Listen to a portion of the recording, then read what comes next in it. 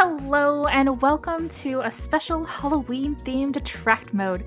I am Critique Quartz, and this is, as always, our Thursday edition of Attract Mode put together by LinearC. We have a very special double feature for you today. MissScarletTanager is going to be running Fatal Frame 3, The Tormented, 80% New Game Plus Nightmare. I'm so excited to see this. But before we jump into that and all of the horror of Halloween, I do want to mention that we have attract mode submissions open right now for November.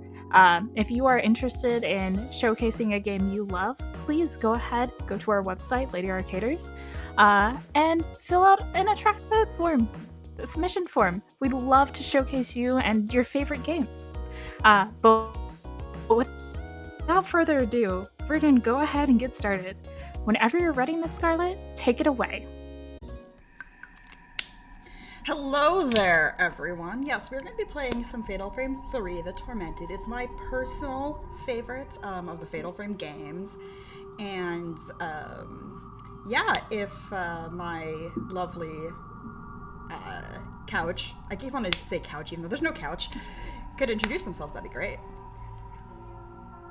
Hi everyone, I'm LinearC, and I am super honored to be here tonight to help on comms for one of my favorite games from way back in the day, so I can't wait. We're gonna see how far I get through this before I start feeling fluey because I got some shots earlier today. Do we have any, like, specific costumes you guys like? Because this is New Game Plus, we get costumes. We can even give the cat a costume. Okay, the cat has to wear a costume. I love the cat. Well, the cat can have a bell or ribbon or nothing. Usually I go for the ribbon. I know there are sometimes you can shake the cat's paw. But that's so cute. It is very cute. But no, this is the setup I usually go with. Kay doesn't give her anything very exciting. Miku, I usually give her costume from the first game because I think it's funny, but she also has a pinafore dress and some yukatas. Rei just looks way too good in this suit, but she also has a pretty pinafore dress and some yukatas. Any opinions? Or are we just gonna go for this? No, I like this. Cool. Yeah, I like this setup too. I love this setup. Cool. Alright, straight to Nightmare, which is gonna be all kinds of fun stuff. So we're gonna start in 3, 2, 1, go. All right, so Fatal Frame 3 is, it's interesting. It's sort of like the end of an era because it's the original trilogy of Fatal Frame games that it ends it, and it sort of like goes back to those old games and brings in elements from them. You'll notice some very familiar areas if you've played Fatal Frame 1 or 2. Because about half of the rooms in at least the mansion, the Manor of Sleep area, are in fact from those games. They just straight up lifted them. But we're playing as Rei. She's having a little bit of a oopsie-daisy waking dream, I think it is, because she's not technically asleep right now. But she's following the ghost of her dead fiancé. You. Not you. Because his name is spelled Y-U-U, because we can't have nice things. Yeah, so you're going to hear a couple times, even though we're skipping the cutscenes, there's going to be a couple times where you hear his name get given out. Oh, there he is. And it sounds so funny in English. But yeah, we're playing as Rei. She's just chasing down the ghost, which is, if you know Fatal Frame games, you know always ends well. Only ever ends well in a Fatal Frame game. Yeah. 100%. 100%. All right, so we're just going through. Oh no, there's a ghosty lady. There's gonna be a lot of those. It's a Fatal Frame game. What do you expect? Oh no, we're being chased by 10 guy. It's another silly name in this game. That is actually his name. All right, so I'm doing something right now called stair skating. If you know the early Fatal Frame games, that's pretty much a staple, is stair skating. It's rapidly pressing the run button, which on my controller is square. Also, this is the digital version on the PS3. rapidly pressing the circle button when you are on stairs, it causes you to go a lot faster than like the default going down stair animation. The thing is, you pull it off differently in Fatal Frame 3 than you do in 1 and 2. In 1 and 2, you just mash the run button as you're going down the stairs. In Fatal Frame 3, you have to like... It's hard to explain, but you have to jiggle the control stick either left or right on far enough to cause Ray to do almost like a half turn and then just immediately press forward and start mashing the button. If you just mash the button, it doesn't work. Which is a little annoying, and sometimes if you don't pull it off correctly, you end up going slower down the stairs instead. Which, you know, sometimes it'd be like that. Alright, so that was the intro area. We're now in the first quote-unquote chapter. They're called hours in this game. And towards the end of the game, let me know if you spot it, but there's going to be one title of the final chapter that has a typo in it. They typoed the final word of the final chapter. And every time it pops up, I always cringe. So, I do, it's funny. I find it funny, and it's also cringy because it's such a... They typo the word tattoo. The entire story of this game is centered around tattoos and getting like mystical tattoos to help people deal with their like survivor's guilt. And they typoed the word tattoo. Out of all of the words to typo in this game, out of all of the words to typo, they typoed the word tattoo. They only spelled it with one T instead of two. Especially when that's the main theme of the game. Exactly. So let me know if you see it when you get to that point. Alright, so we have found the camera obscura, which means we can now capture ghosts. I'm gonna say it's capture, not mercilessly take out. Now, since this is New Game Plus, Ray, what are you doing? Since this is New Game Plus, you can use the camera at any point. You don't have to wait until that moment to get it. However, I mean, we don't have any reason to use it until this point, so... So what's the key difference between this mode, Nightmare mode, and some of the other modes? Honestly, difficulty of the ghosts, and that's it. Actually, didn't have to take that first picture there. I just always forget I don't have to take it. Alright, so this is Yoshi. Her name's Yoshino, but I always call her Yoshi because I think it's funnier. Yoshi is a person. Yoshi is not a ghost. Now, the story of what's going on here is various people who have undergone a very traumatic event in which they were the sole survivor or one of few survivors. They have massive survivor's guilt, and because this game is very rude, those people with survivor's guilt get pulled into the manner of sleep, which will slowly unalive them, which is rather rude. And there's me just taking out the first boss in one hit. Welcome to New Game Plus. That's awesome. Welcome to New Game Plus. Even on Nightmare, I one-shot the first ghost. So you're asking about the difference between the difficulties. It's how often you get attacked with the quote-unquote randomized ghost. So if you stay too long in an area, you can get attacked by a ghost. Those ghosts are quote-unquote randomized. Hold on, I'm not gonna screw this up. This is a button press that I almost always mess up. Darn it. There we go. Sometimes I accidentally end up going into the menu there, but,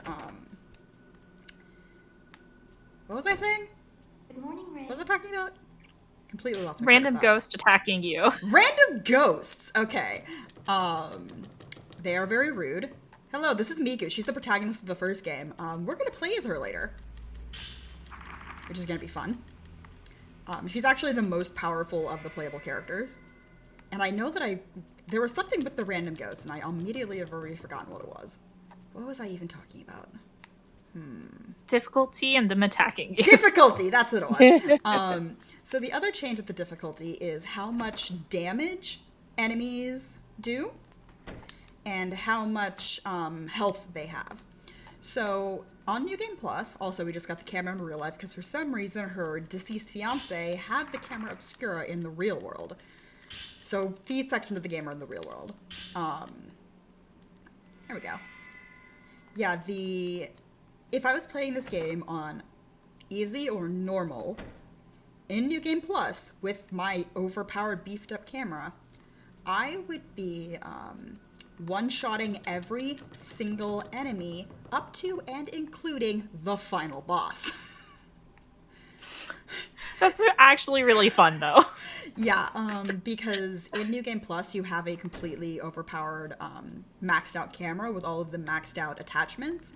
And because of that, you have access to something called the Crush Lens on Ray and the Blast Lens on K. Technically, K can use the Crush Lens too, but because of game mechanics reasons, the Blast Lens is better for him. And because of that, you can one-shot the final boss on those 2 difficulties. Now, on hard mode and nightmare mode, the final boss takes 2 shots. So you do, in fact, have to do a little bit of fighting against the final boss. Because at the very beginning of the final fight, you get a quote-unquote free fatal frame shot, which is like a free, Uber shot at the very beginning of the fight. And that's the reason why you pretty much skip the final fight in the other difficulties. Okay. So here is the sort of cycle of the game. You wake up from the nightmare world, you go and do some shenanigans in the house, you go back to sleep, you go back to the nightmare world. This dream. Ow, okay. Sounds like a productive day. Alright. Nope, that is a wall. Okay. So, we are going to be chasing down a certain someone who just ran past us. Hello, Yoshi. So, the entirety of the first hour, or first chapter, is tracking down Yoshi. Which is always a fun sentence to say. Because we're like, oh my god, there's another human in the mansion that's not a ghost trying to give me a hug? Well, we gotta go talk to her. It's not gonna end well for anybody involved, by the way. I'm sure it'll be fine. It's not. There's Yoshi. Hi, Yoshi. There we go. See, that first time I tried to do the bug, you saw that Ray was going slower. Yeah, that was me not doing it correctly and accidentally doing it too slowly. There we go. Alright, so classic fatal frame. In order to unlock the doors, you need to go take a picture of the door, and it tells you where to go take another picture. You take that picture, and it unlocks the door. It's pretty much a staple of this series. I think it's in every game, is that sort of unlock. Alright, you might have seen Ray sort of do a little turnaround there. That's an accident. We don't want that to happen. Because this game has you holding run in order to run, my hand's not actually on the control stick a lot of the time when I'm moving forward, because why would it be? But then I accidentally don't press the control stick far enough when I need to turn around, and she does a 180 instead.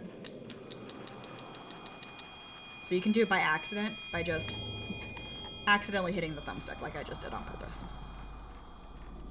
The animation of her going up the stairs is great. Oh no, it's pretty great. I think it's... Oh, hi. Hi, Ghost Mommy.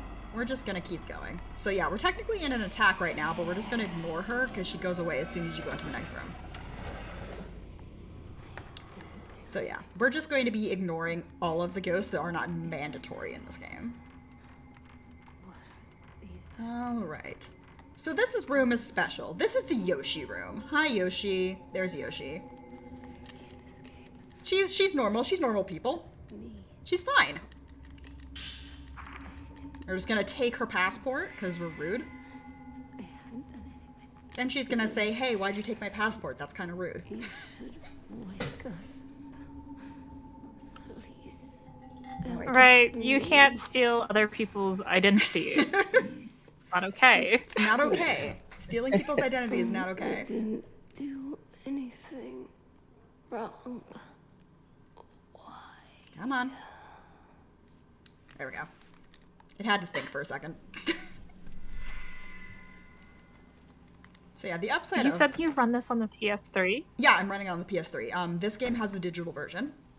That you can still get off of the PSN, even though it is an absolute pain to get it on PSN anymore because of what was done to the PlayStation Network.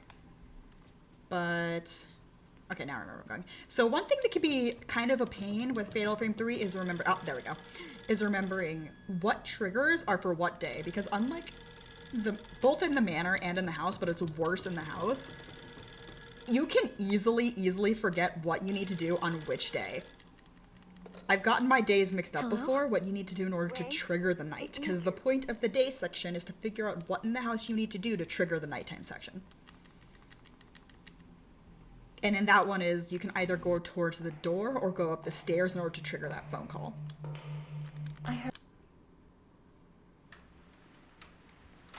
Alright, so we just went and saw Yoshi in the hospital. She's fine. Like, we managed to find out where she was in the real world, not the ghost world. And when we went to go see her in the ghost world, she turned into a pile of soot. Like, her body, her comatose body turned into a pile of soot. Very unfortunate for poor Yoshi. So we're gonna go see what happened to her in the dreaming world. I'm sure she's fine. Unfortunately, turning into soot or randomly disappearing is a common occurrence in the Fatal Frame universe. Yeah, that's actually true. Still not as unfortunate as the events that happened to poor people in Fatal Frame 2, though. I'm pretty sure that one's got the cake for, like, most gruesome. Like, this game's my favorite, but just the most iconic scene in Fatal Frame is always going to be the Great Hall scene with Sae. Oh, yeah. 100%. Yeah, that was the first Fatal Frame I ever played. I went 2, then 3, and then 1. Yeah. Yeah, my favorite is 3, but I definitely see why the general consensus is that 2 is the best. But then again, I'm also the person who Silent Hill 3 is my favorite, and the general consensus is that 2 is the best. Okay, so we went to go say hi to Yoshi. Yoshi's a ghost now. This is great. So no more New Game Plus stuff. I'm just gonna stand here and spam my crush button.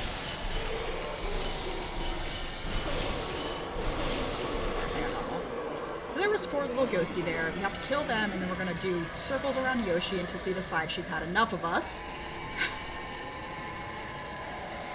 And then we're gonna turn around, wait for it, and oh no, I didn't take her out. I forgot I was on Nightmare for a second. You cannot, in fact, one-shot Yoshi with Type 14 film. There she goes. Did she ever get her passport back? Nope. She was trying to get it from me there. No. she was trying to take it from me there. I told her no. Her passport is forever mine. I am now Yoshi. Okay. So one thing that always annoys me... Don't look at the wall. One thing that always annoys me about this game is that the end of each nighttime section, Yoshi... No, I can't go in there yet. What am I doing? Not Yoshi. It says up in the top right, the bruise spreads, and it gives you a sort of update to this is, what happened last time on Fatal Frame. It always annoys me that it says the bruise, because it's a tattoo. Why does it call the bruise in the notes? Okay, there we go. We're in nighttime. So that whole chapter was sort of your introduction to Fatal Frame. Or at least introduction to Fatal Frame 3, I should say. Now is when things start to get real. And by real, I mean not that real, because again, I'm on New Game Plus, and New Game Plus is just shenanigans. Difficulty? What difficulty? We're just here vibing. Chill vibes, having fun. Alright, so Yoshi was apparently sitting on a key, as if she was, like, nesting it, like it was her egg. Oh, hi, Yoshi. Bye, Yoshi. We're just gonna phase through here casually. Don't worry about it. Oh, why would you... There we go. That's the little, somewhat, like, 180, not glitch, but definitely annoyance that I was talking about. Okay, so we're just gonna leave. Yoshi will never leave that room. It's pretty great. So everyone say bye to Yoshi. We never have to deal with her again. Bye, Yoshi. Bye, Yoshi. She can't. You took her passport. She's stuck there forever. Yup. No passport for Yoshi. Little known fact, you need a passport to be able to walk through the wall of the Manor of City. Yup. Absolutely. Her passport is specific to that wall. Alright, so the key that Yoshi was nesting on was the key to this door.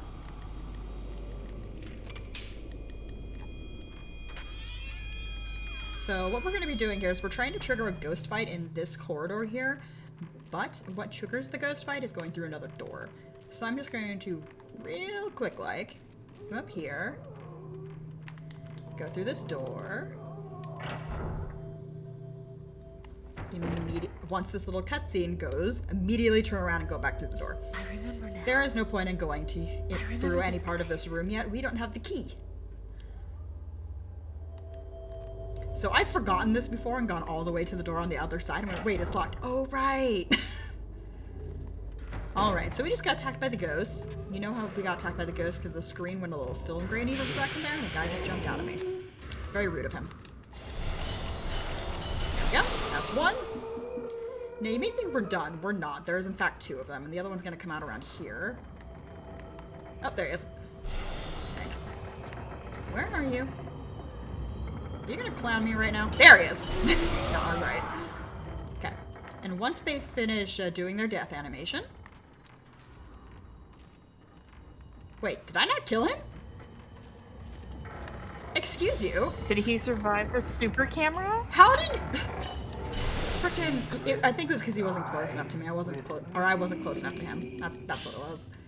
Because damage is calculated based off of the strength of the camera, how charged it is, and your proximity to the ghost. So if the ghost is closer to you, you do more damage. Alright.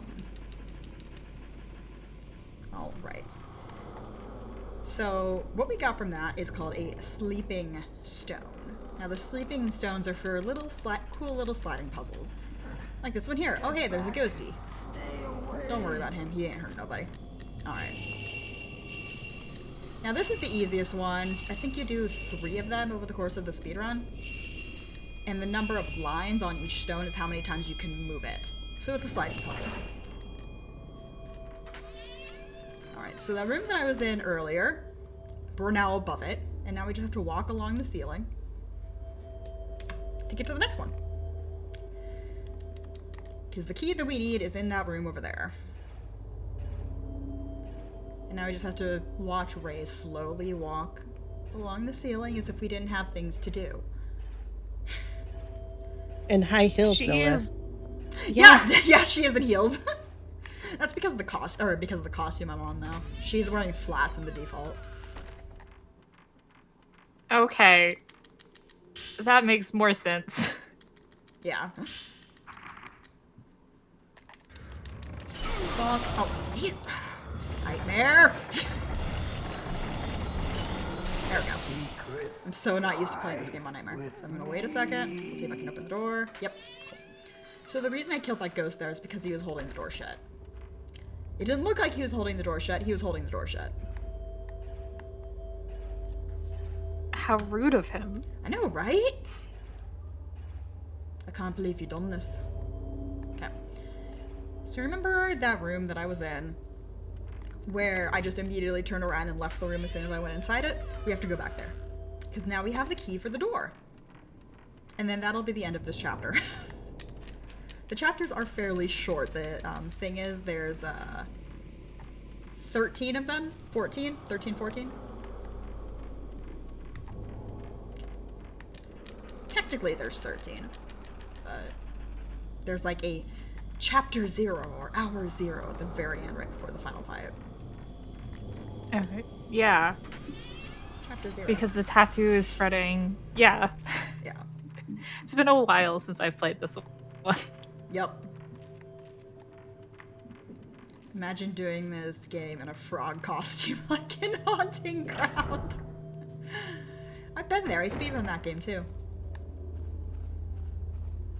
I speedrun a lot That of would be horror great. games, specifically on the PlayStation. I'm kind of a PlayStation fanatic. as my chat on my Twitch knows. Oh, do you want to talk about your tendency to fix PlayStation consoles? Yeah, I fix PlayStations as a hobby. I'll get broken or yellowed or dirtied PlayStations, PlayStation 2s and PlayStation 3s and PSPs, and I'll fix them up. And I collect ones that are of different models or different variations, and then I sell the duplicates on eBay. But, okay. So I'm looking over it right now, a lot of PlayStations. Oh, right, it's the phone I need to go to, isn't it? The phone? Yes, the phone. So, everyone say hi to Yoshi. Yes. She's in the kitchen. She's just chilling in the Yoshi, kitchen. please make yourself a snack and get out of the kitchen, please. So, from the moment you finish off the Yoshi boss, that's when the hauntings start. So now you're going to just come across ghosts in the actual house, in the waking world, for a Bloodborne reference. We're not going to see most of them. We're going to see a couple of the hauntings, and that's one of them, but most of them we're not going to be seeing because you have to go. It's slow. It's slow to look at the other ones, even though they're cool. Now, the way that you know if there is a active haunting, quote-unquote, in the house is when you wake up, like when you wake up in the daytime, when you leave the bedroom, if the screen very briefly shows that film grain filter, like for just a half second, you know there's an active haunting in the house somewhere for you to go find. So there's you. We gotta go find him. Time to go find you. So that mechanic slightly reminds me of Silent Hill 4 The Room. When you come back and your apartment's No, slightly yeah, it haunted. does. Yeah, it does, now that I think about it. I've never thought of it like that before. Yeah, it's sort of like different chapters, and then you wake up and do some stuff in the house, and then you go back to sleep and you do another chapter. So yeah, it is very Silent Hill 4. Am I being attacked right now? Oh no, I'm not being attacked. Okay. Cool. Yeah, because we're speedrunning Quick. this. Huh? I was gonna ask chat to tell us which one came out first. Oh. I don't know, actually. I have no idea which one came out first. I'm sorry, I interrupted your train of thought. I want to guess that Silent Hill 4 was first. Yeah, I'm quite sure it was 4. It's been a while, but I think Fatal Frame 3 came out maybe like 2 or 3 years after. Yeah. So we just took a picture of a creepy girl, and we're going to take that picture of that creepy girl, and we're going to go take a picture of a creepy girl. Because that's Fatal Frame. Alright, we're going to say hi to 10 Guy again. Hi, 10 Guy. Oh, he got me again. Okay, that's bad. That's bad. I'm fine. This is fine. Okay, we're out. So that's an extremely hard dodge. I almost never actually get that dodge. Let's see, what's my... Oh, wrong button. Thankfully, I believe I have 1 herbal medicine. I did not actually use it. I forgot how hard the enemies hit you. Okay. So we're going to do some shenanigans to get all the way... I believe I can go this way. All the way to essentially where we found Yoshi the first time. It's a creepy ghost hand. So spooky.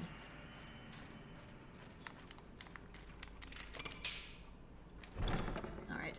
Is the hand mechanic in this for the items? No, that was a Fatal Frame 4 was the first game that had that. Which just recently, in like the last year, finally got a proper English translation. Which until gotten a chance to play it. I haven't gotten a chance to play it either. I actually have a physical copy of the original Japanese Wii release, so I have it. I just haven't played it. But yeah, they finally released it in English, which is great because it's such a cool game. The fourth one is so cool. Okay, so you may remember this quarter from way back in the beginning of the game. All we're gonna do is we're gonna go over to this peephole, say hello to the little girl, take a picture of the little girl. Don't worry, it's not creepy. And the little girl's gonna unlock the door for us. It was all the way back there.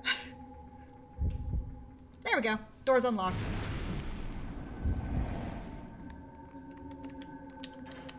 Okay.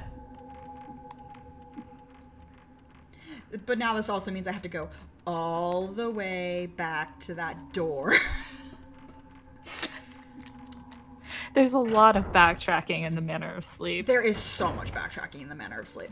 I do love this game. It's my favorite of the Fatal Frame games, but they do, there's a lot of backtracking and there's a lot of puzzle repeating. Which is why the speedrun is, 2.5 hours long. But it's fine. Don't worry, it's not laid out like a labyrinth to mess you up or anything. Oh, I almost screwed up. No. Okay. Nope, we're fine. This is fine. So there's a good reason why I didn't go through that door there. We're actually going to take the long way around. And when I was practicing, I forgot that I had to take the long way around. That's what practice is for. Yeah, the reason why you have to take the long way around is, that is a candelabra, honey. The reason you have to take the long way around is, when you go back through that room, you get attacked by a ghost called Kyoka. We don't like Kyoka. She's rude, especially on Nightmare. So if we don't have to fight Kyoka, we're not gonna fight Kyoka. But the thing is, if you go back through that room after you go through it the one way, you have to fight her. You get locked in the room. And if I was playing this on easy, that's fine. You one-shot her. You're playing it on Nightmare, you can't one-shot her, and she hits like a truck. And I don't have any healing items. So yeah, because I'm on Nightmare mode, I get two-shotted by pretty much any enemy in the game. Oh, one fun fact about this game, actually. Excuse you. So you know how some games, some PS2 games, when you play them on the PS3, like the old PS3s, the ones that you could play PS2 discs and you play them from the disc, you know how some games have weird glitches? This is one of them. This is in fact one of those games that glitches out on the PS3, but since we're playing the digital version, it's not going to glitch out. So if you ever want to see something hilarious, go find footage of this, or one of my earlier speedruns, or footage of the game where somebody's playing it from disc on a PS3, because a bunch of the walls are glitched out, a bunch of the doors are glitched out to the point where you can see through them before you open them.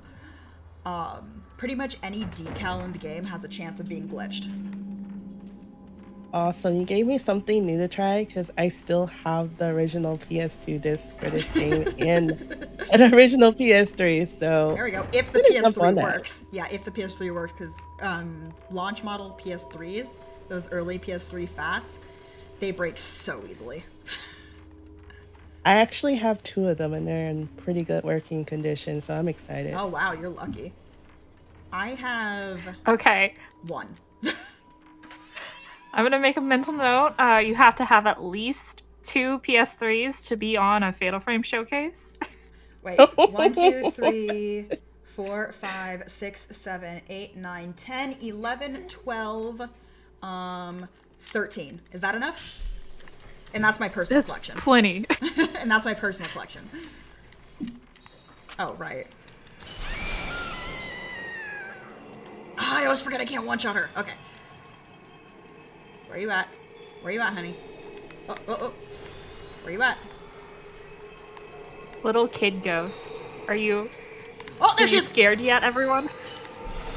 I didn't hit her. Oh, I did hit her. Okay, cool. Those are the creepiest ghosts. Oh yeah, The no, little kid these. ghosts. Okay, so there's 4 of them in the game.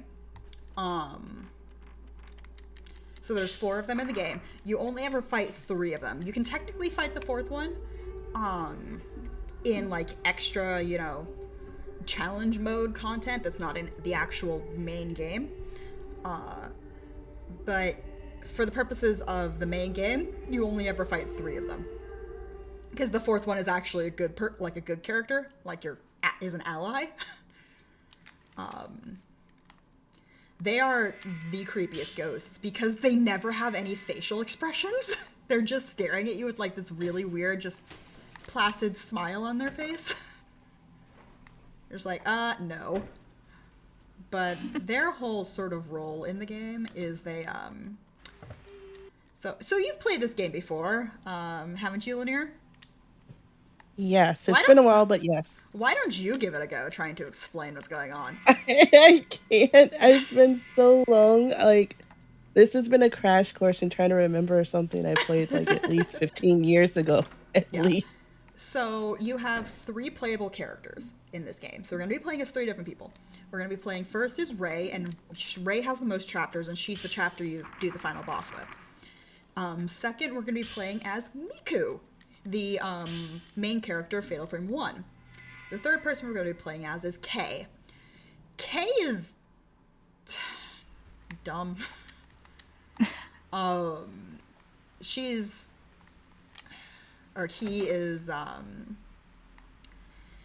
he has the weakest camera in the game. And thankfully, since we're on New Game Plus, that's not a problem because our camera's overpowered. But because of the fact that he has the weakest camera in the game, each one of the playable characters has their thing, quote unquote. Ray is your medium character. She's not the best at some of the puzzles, but she's not the best at combat. She's in the middle, which is why you play her as hers the most. Miku is the strongest. She is a combat juggernaut. But the downside with her is that she can't use the special lenses. Ray can use the special lenses. Ray and Kay can use the special lenses. Miku cannot. But Miku can matrix the fights. She can literally slow down time. And because I am on New Game Plus, not only can she slow down time, I can infinitely slow down time. Which just makes every fight as Miku an absolute joke. And then there's Kay. And then there's Kay. So the thing that they gave Kay to even out the fact that he has the weakest camera by far is he can hide. He can hide. He can hide behind objects and like Metal Gear Solid his way around the ghosts. The thing is, we don't care about that. We're literally never going to use it. So once we get to Kay's first chapter, he's gonna start the chapter hiding in a corner, hiding behind something. We're never going to use it. Ever. We're just going to run past all the ghosts and hope they don't hit him. Alright, so since we're playing as Miku... oh, go ahead.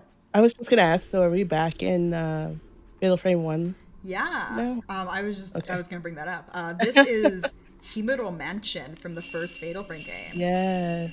It's... I remember the ropes, and that's what keeps me on. The rope shine maidens. Okay, so we're getting attacked by a ghost. He's very rude.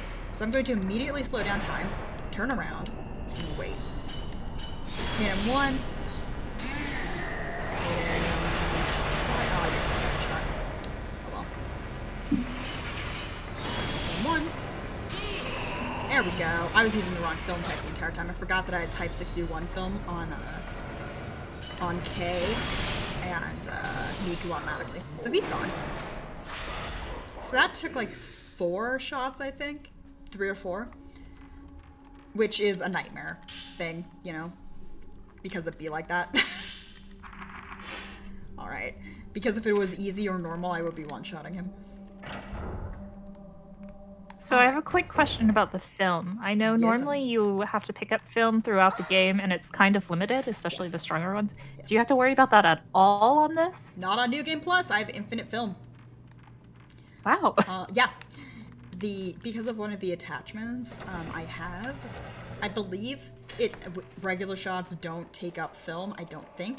Even if they did, the game gives you like an automatic 14 shots per chapter, so it's negligible, or 40 shots per chapter. You have infinite Type 0 film, but it's the weakest film. Type 61 is the next strongest, then Type 90, and then Type 0. Because numbers are fake. Numbers are fake. Yeah, but okay, does it use? I'm just testing now. No, it doesn't. Okay. I do not, in fact, use film. Alright, where's she gonna be? Where's she gonna be? Come on, game. Where's she gonna be? So I'm just going in circles because I'm looking down at the bottom right, looking for the filament to turn red. And that's how I know where she is. And I keep forgetting I can't use lenses on Miku when I keep trying to hit the wrong button. Because the button for a regular shot and the button for a lensed shot is different. Alright, let's see if I can remember how to do this correctly. So it is bottom, upper right, upper left, lower left. There we go. Yeah, I got it right. I forgot I had to make a change to my splits because my splits have the code on them, and I forgot to actually save the change, so I just remembered it. But yeah, you may remember these areas from the first game. They don't necessarily make sense, but that's fine. Oh, that's the wrong button. Hello, friend. This is not Kyrie, by the way. This is just literally a random rope shrine maiden. So like one of the ones previous to Kyrie from the first game. Are you just gonna chill over there, honey? Come for me, please. I want to say hello. Goodbye.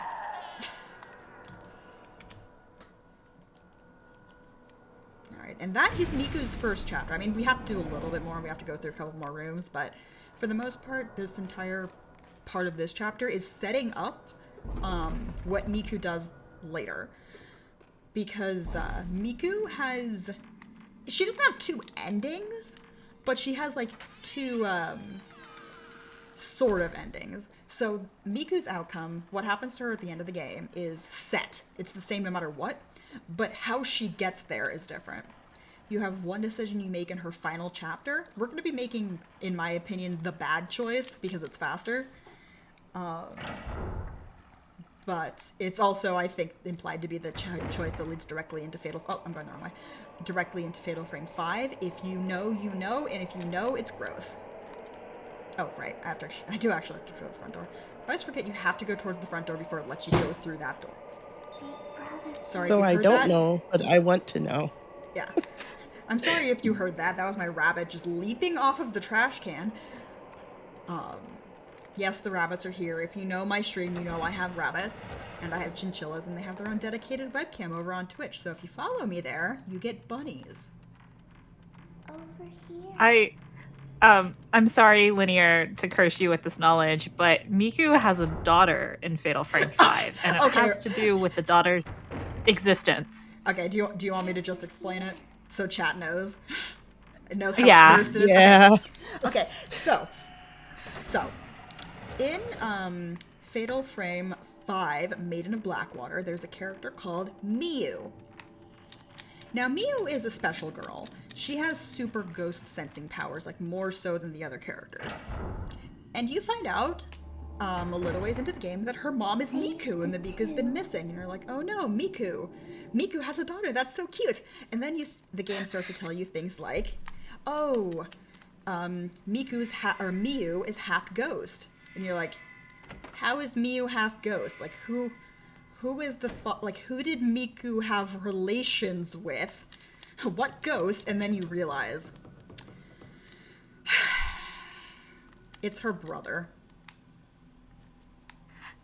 It's her brother Mufuyu from the first game. In this game, there's a brief period of time off screen after Miku's final chapter where Miku and meets Mufuyu's ghost.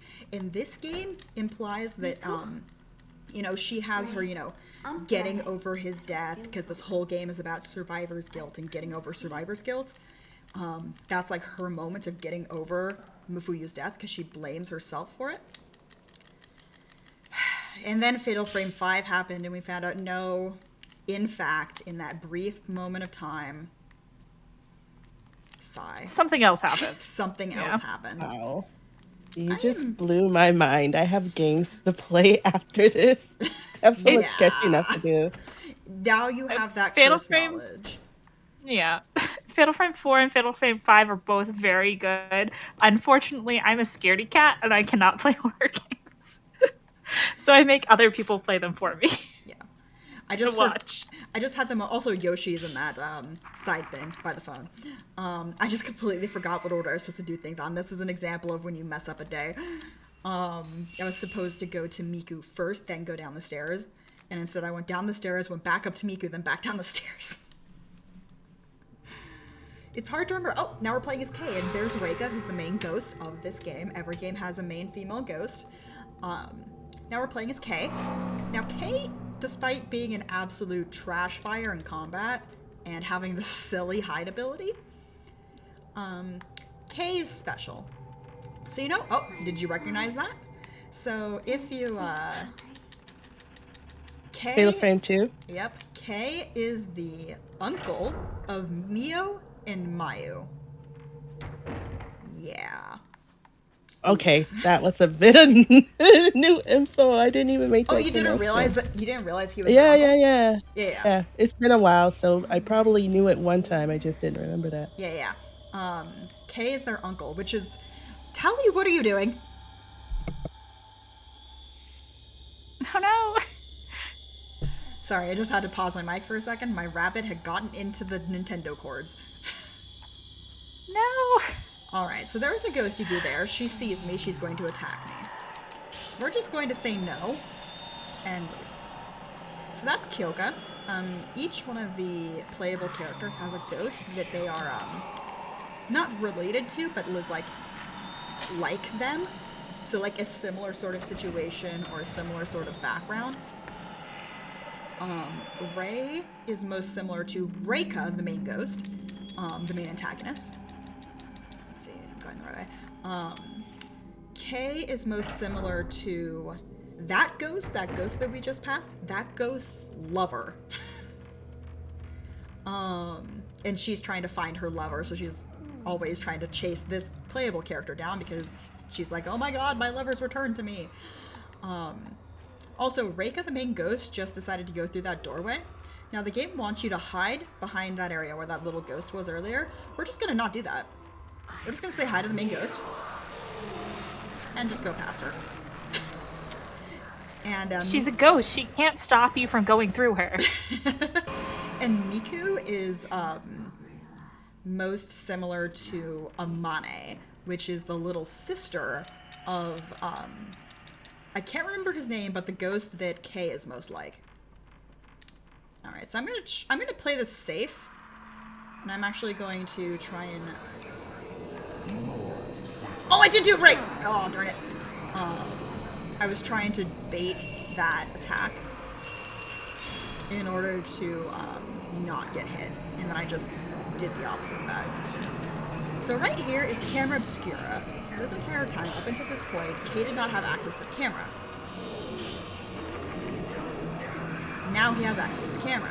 We're just gonna run though. So that particular ghost is named Yashu, I believe. She is sort of the head priestess figure, because every Fatal Frame game has two ghosts in common. A high priestess figure that messes everything up, a guy who messes everything up, and a female character, a female ghost who has to deal with the side effects of everybody else messing things up for her. That pretty much sums up the series. No, it literally does. Every Fatal Frame has usually it's the man is the love interest of the ghost. The man who messes everything up is the love interest of the ghost who has to deal with the effects of everything getting messed up. But I think the only exception to that quote-unquote rule is 4. Yes. Because I think the male ghost, or the male ghost, is her, like, business partner or something. Not her actual lover. But I feel like I missed so much because 4 was in Japanese. So I didn't get it at that time, and I know they released it in English. I just haven't had a chance to play it yet. Yeah, there was actually no, I went the wrong way almost. There was a English fan patch for it. You said you would come back. But the thing about the fan patch is you couldn't really get the fan patch without having to homebrew your Wii in order to play it. Alright, so we just did the unlock and woke up Kyoka. She's very mad she didn't get her beauty sleep. So we're gonna run away. Because we don't want to deal with Kyoka. Because Kyoka is annoying. So think about the filament. Oh, hello Kyoka! Hi, how are you? Please don't. The thing about the filament, which is the thing next to my health bar in the lower right hand of the screen. There we go. It's different per character. So, for every character, the filament gets brighter and brighter red, depending on how close you are to the ghost, and like if you're facing the correct direction. But, let's see here. Let's see if I can trigger this correctly. But for K, it's almost negligible. You can almost not correctly see which direction. Alright, so K's special ability, because everybody has the special ability in this game. You know, Miku has the ability to slow down time. Rei has the ability to use lenses. K has the ability to push things. That's it. I thought you were going to say Miku's special ability was to go through, like, crawl spaces. No, she can do that too. Yeah, Miku's the only one who can go through crawl spaces. Kay can push things. Rei can do neither. Because reasons. Alright, I think I'm going the right way. I have the sneaking suspicion I missed. Oh, no! I know it! I know it! I forgot to pick up the key! I just had the wait, I forgot to do something moment. So I went all the way up there and forgot to pick up the key. I'm gonna blame the fact that I'm tired. That's fair. Big sleepover vibes with this game. Definitely big sleepover vibes.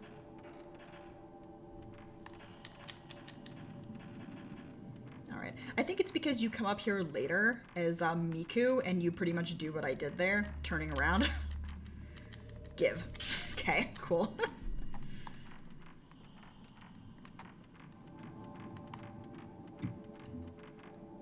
Come on, camera. There we go. Alright, now we're going back towards where we're going. So, because I am playing as Mio's and Mayu's uncle, and this whole game is about survivor's guilt, guess who has mad survivor's guilt? I wonder who that person that we were chasing down earlier is. It's Mio. It's Mio. Mio has survivor's guilt over Mayu. And each one of the characters is chasing a ghost of somebody that they, well, because besides Kay, is chasing down a ghost of somebody that they cared about who died. Rei is chasing down her fiance, Yu. Miku is chasing down Mafuyu, so she's seeing the ghosts of Mafuyu. And Kay is chasing Mio, who's chasing Mayu. You never actually see Mayu's ghost, but it's implied that Mio is chasing Mayu. Because who else would she be chasing after?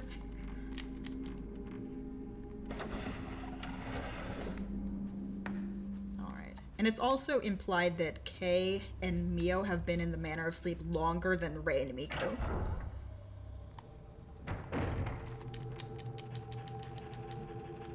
Which kind of sucks now that you think about it, because Kay only just now got the camera obscura, so he's just been having to run from ghosts. I really do think Fatal Frame 3 takes both 1 and 2 and ties it up in a bow really well. Oh, it does. Story-wise. It definitely does. There she is. There's our main girl from the second game. Yep. You got them butterflies. Alright, so we woke up at night. It's weird, isn't it? We hear something down the hall. Le gasp. What could it possibly be? So who here has seen The Grudge? I can't watch it. I know what happens, though. I'm skipping the cutscene. Don't worry about it. Okay. So yeah, this is This cutscene always gets me. No, it's terrifying. This is the scariest cutscene in the game, and we're absolutely skipping it because watching cutscenes is slow. Okay, so literally that entire cutscene that played there was a giant reference to The Grudge. You go up to the attic and you get got by a ghost. The thing is, we have to go back up there immediately because that's also the game telling you there's something in the attic you need to get.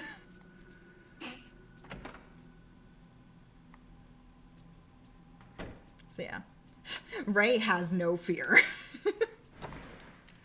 No fear at all. Ray is stronger than I am. Yeah. Also, who has an attic that's so large it has like a second story to it? What? Houses? Architecture? I don't even know, man. Okay. So that's hour 5 or chapter 5, I should say.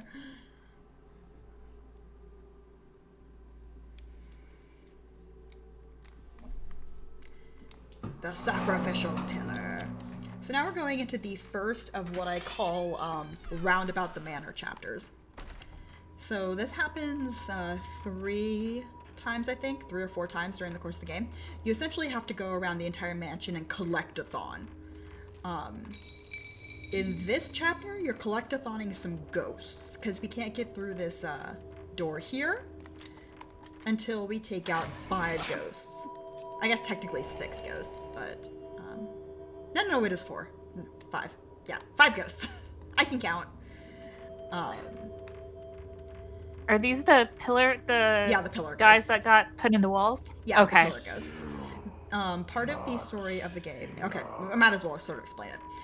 So each one of the Fatal Frame games essentially has a super creepy Shinto adjacent ritual that goes horrifically wrong. The one that goes horrifically wrong in this game is Reika is the only survivor of her village, and because of that, she decides to join the priestesses of the Kuze Shrine in order to help other people work through their trauma and work through their survivor's guilt. And part of that involves her becoming a tattooed shrine priestess, where they like engrave the pain of other people onto her, and then she gets sacrificed to release all the pain. And of course it goes wrong because of a man. In this specific case, her boyfriend comes and finds her at the shrine, and because part of her like priestessiness is that she has to let go of all her like attachments. So essentially like Fatal Frame 1, where she's supposed to let go of all of her attachments and let go of all of her pain first. But her boyfriend wants to see her one last time, and so he goes to see her, and because she still has an attachment, when the attachment and pain, when the ritual happens, everything goes wrong. That's it. That's the game. Yeah. And then in order to like seal it or try to contain it, they take these masons, the people who built the shrine, and wall them up as kind of like fortification. And we're gonna go find their ghost and capture them in our camera. Yeah. What's something that's interesting that I don't think people get in their first playthrough or two is so the very first cutscene shows Miku and Rei in the actual manner of sleep, because it's an actual place. Well, not actual like real place, but it's in real life in the game place. Please don't. I'm being attacked by a ghost. That's one shot. I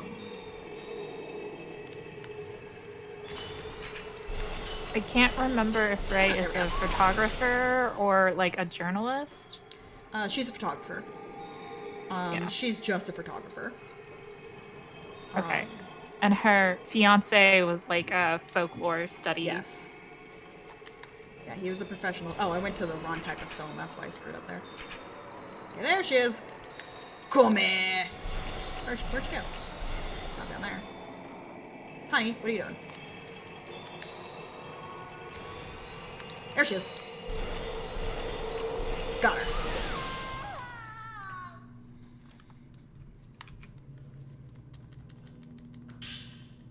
Alright, excellent. So we got a sleeping stone from her, so you know what puzzle we're going to be doing now. Same puzzle, and it happens to be right here. Sliding puzzles are fun. Okay. It's gotta be hard to remember the pattern. Oh, I'm not, actually. I don't remember the pattern. I just solve it, and I just solve it immediately. So many of them. Yeah, Okay. those specific sliding ones, I just solve them immediately. Wow. I sort of remember, but I don't, unlike the other puzzles in the game, I don't actually have notes for those puzzles. So it's just either muscle memory, or a combination of knowing this one needs to go 1 time, this one needs to go 3 times, this one has to go first, and then just figuring it out from there. No, they look a lot harder than they are. But anyway, the story. So yeah, when Reika failed to be a proper shrine maiden, now, what the game... She failed to be a proper shrine maiden because her boyfriend came to see her, but the moment her boyfriend came to see her, the main priest, Yashu, the main priestess, Yashu, decided to off her boyfriend in front of her, which is what caused her to fail the ritual. Because they thought she was already gone through the ritual and was already, you know, the resting tattooed shrine maiden. Turns out she wasn't, and she woke up, and her waking up caused all of that pain that got engraved into her tattoos to blast out of her body. And it turned her into... I cannot remember. What? Oh, I cannot remember if this is the one that most horrific, in that the tattooed shrine maidens are technically still alive. Yes. Just kind of in a... Yes. And this is awful. Yes. A big pit in the bottom of the shrine. Yes. It is a big pit in the bottom of the shrine that they stake through the hands and the feet, the priestess, after she's been tattooed, and that's what the little girls are for. The 4 little girls, Yeah. one for each limb. They're supposed to stake her to the ground. If you look closely in the rooms that you fight the little girls, there's a bunch of dolls staked to the wall, because that's what they would do every day, is they would practice staking the shrine maiden. Yep. Yep. All of those little red dolls.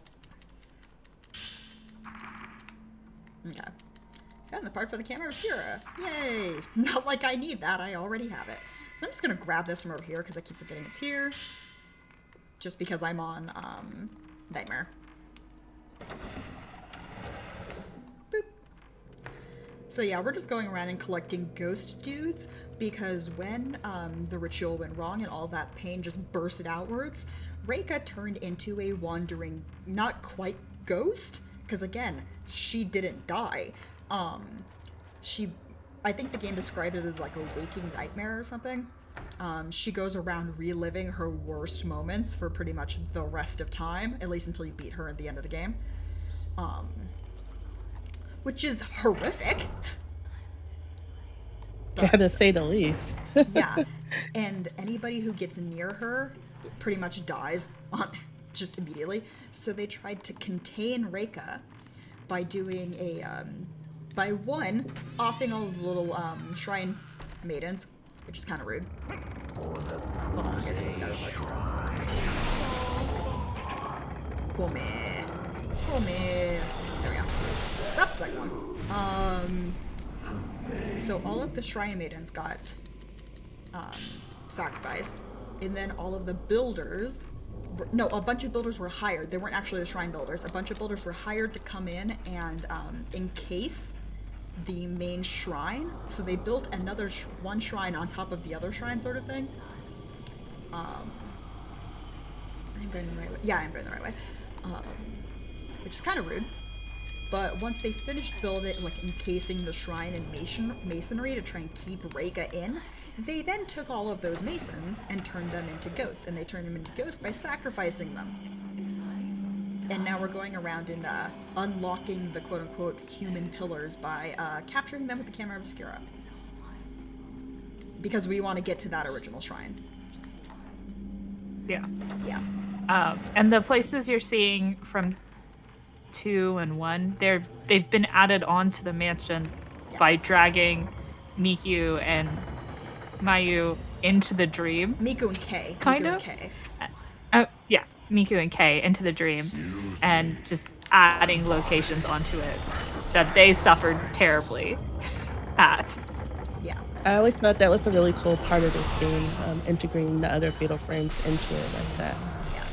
Oh no, it's great. It's my favorite part about this game. Okay, where are you, friend? There he is. Come here. You have been got.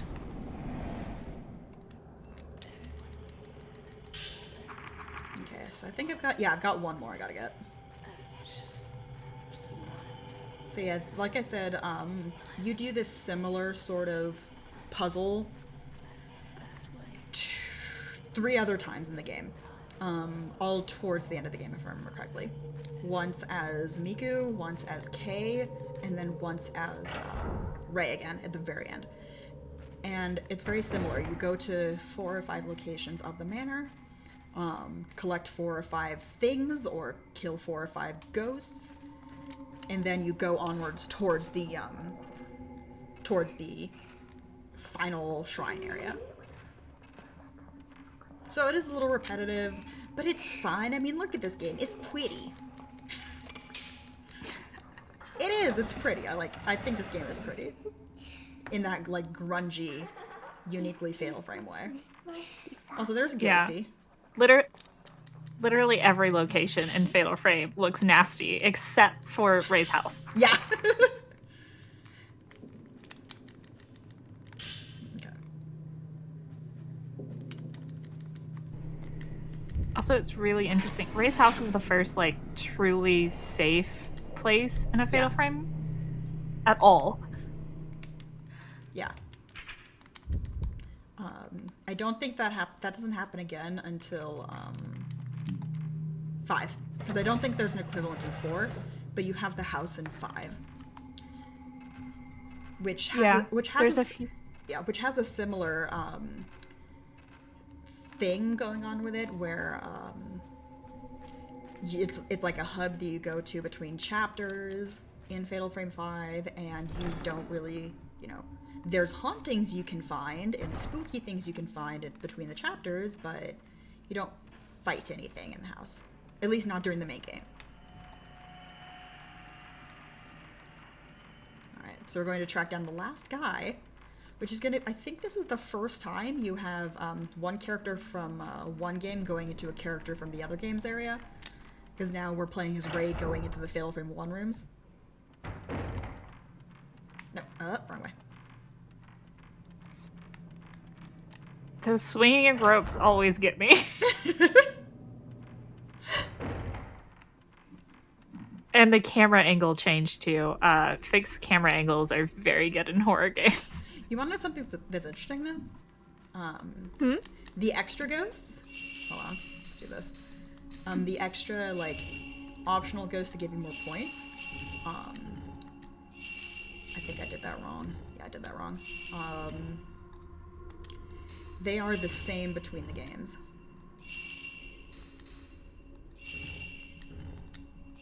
No. I did not know that. Yeah, so if you know where an optional ghost is in the first game or the second game, you can usually find an equivalent in that same spot in that room in this game. There we go. Now that definitely makes me want to go back and play through it again, having all this extra knowledge. Yep. In that rope corridor, in Fatal Frame 1, there's an optional ghost that's directly in the ceiling in the middle of that room, and I believe there's one in this game as well. That's just such a nice detail. I don't know how much assets they were able to reuse between games. And normally I would figure it's kind of like a game design cheat, but also it's just such a nice touch for fans of the series. Yeah. It's just the nice little references for fans of the other games. Alright, so I just killed the 4th one.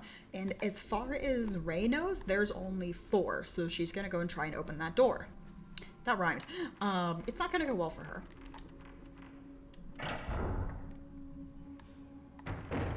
Well, I mean, eventually it will go well for her. There's a secret 5th ghost. But we only fight that ghost at the, in another chapter. No, not that way. I always forget you can't take the shortcut. So there's a few shortcuts in the Manor of Sleep that would make routing so much easier, but they're arbitrarily locked for the first 2/3 of the game. And the game doesn't even tell you when they're unlocked. They just get unlocked at some point. And you're like, oh, cool, I guess. Wish I could have gone through this door earlier.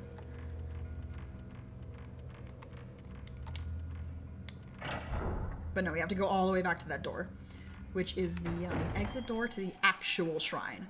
So all of these areas of the Manor of Sleep, not including the ones from 1 and 2, were the shrine that was built around the entrance to the actual shrine in order to contain it.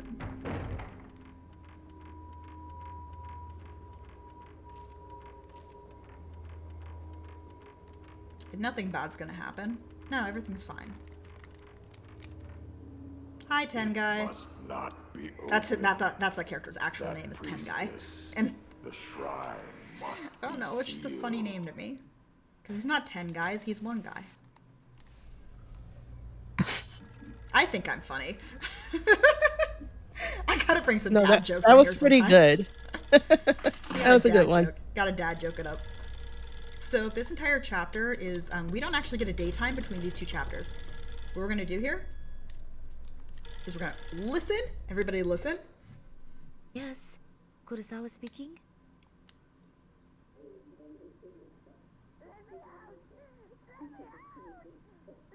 Yoshi's saying hi.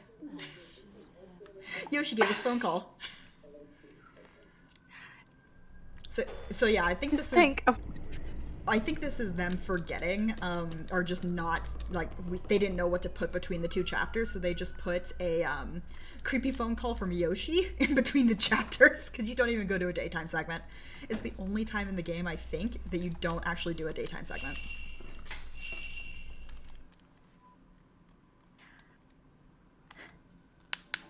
But no, you were saying? I gotta ask about the phone bill for that. I'm sure the spirit realm is not cheap to call from. Yeah, it's probably roaming charges. At least international, right? International roaming charges.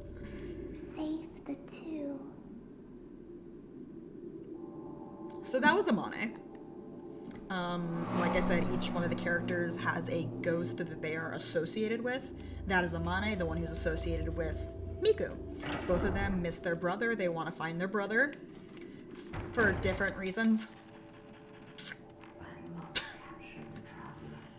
So this is going to be the second instance of the go around the mansion picking things up. But we also get to see the fact that Miku is the only character in the game who can apparently play Metal Gear Solid. Yeah. Yeah. Wait. Kay can push boxes. Yeah, but he can't hide in That's a them. little bit of. No, he can't Oh, hide in them. That okay, doesn't yeah. count. Though it is kind of funny. He can hide though. Yes, he can hide. But he can't hide in the boxes. But no, Miku is going to channel her inner solid snake in a moment here, and she's going to do some vent crawling. She's the only character in the game who can. Which I think is kind of silly, especially later on for one specific vent, and you look at it and go, really? That thing's like 3 feet tall. Why can nobody else crawl in it? Okay, so we're just gonna ignore all of the sounds. Don't worry, there's no sounds. It's fine. There's gonna be no spooky ghosts here. Don't worry about it. It's completely fine. Yeah, this is fine. You're not watching this too late at night. See? There was no ghosts. Who said there was ghosts? The ghosts are fake.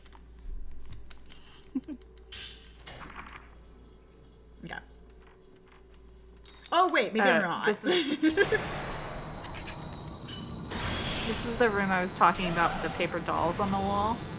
There's just layers of them. Yep. There's 4 of these rooms in the game. They all are papered with those creepy, creepy red dolls. And you're going to see them a fair few times.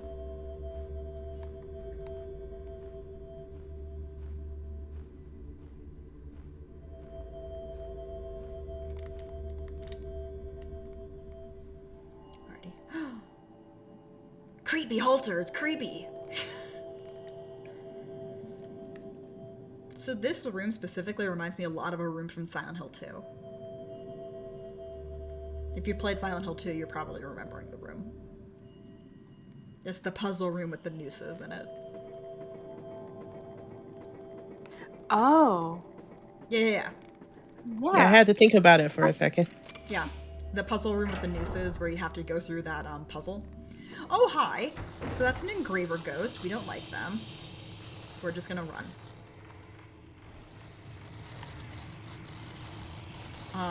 So the engraver ghosts are... So another, like, lore bit of Fatal Frame 3 is... Somebody had to tattoo Reika, right? Somebody had to tattoo her. Excuse me. Who tattooed her? The engravers. Name makes sense. They have no eyes. Because every Fatal Frame game has to have a ghost that is eye horror. We had the Kagome monster ghost from the first game. We have the engravers from this game, etc.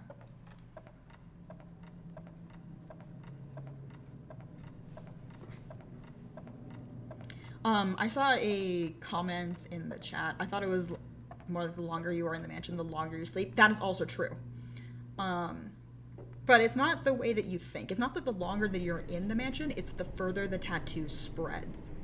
So in the speed of, the way that they explain it in lore is that the speed of the tattoo spreading is directly proportional to how many like times you come into contact with the ghost, with Reika specifically, if I remember correctly. So the lore is, if Reika touches you when you're in the manor, then you get cursed, and the tattoo starts spreading. And the tattoo spreads more and faster if she touches you more. And then the final time that she touches you, when the tattoo is finally finished spreading, that's when you get consumed and turned into a ghost.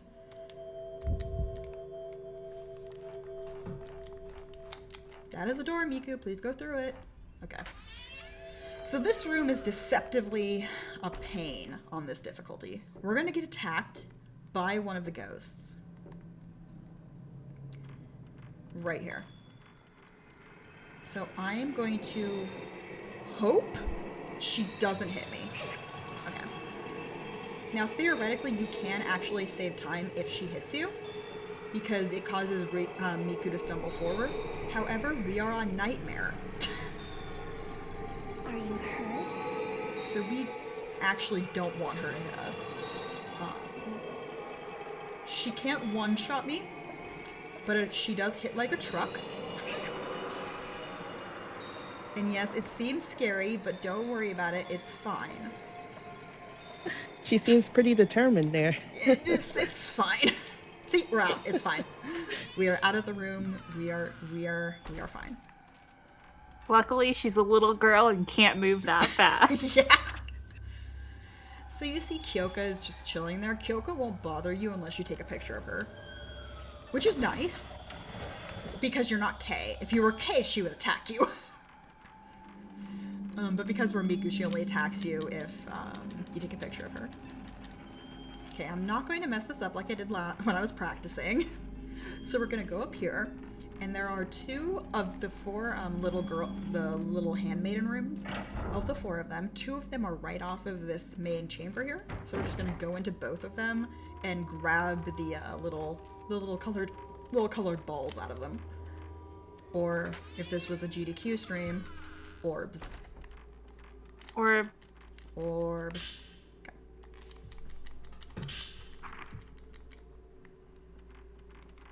So yeah, there's four of them in total, one for each Shrine Maiden. Yeah. You picked up a diary there. There's a lot of, like, lore and journals. So much. Chronicling what went wrong as you go through the game. Mm-hmm. Yeah, there's going to be one point in the speedrun where we're going to button mash through something like 30 pages of folklore. Because Wow. because if you know this game, you know that Yu's desk, as in the fiance's desk, he has a bunch of his folklore documents. And the folklore documents unlock as you go through the game, so you can read more stuff off of his desk as you go through it. The thing is, you don't actually interact with his desk, except for once. You interact with his desk once at the end of the game to get a specific tape off of it. So but you have to do it all in order. So then you have to button mash. Am I getting attacked right now? No, okay. You have to button mash through every document that's been piling up on Yu's desk throughout the entire game until you get to the one you need. So yeah, it's a giant button mash.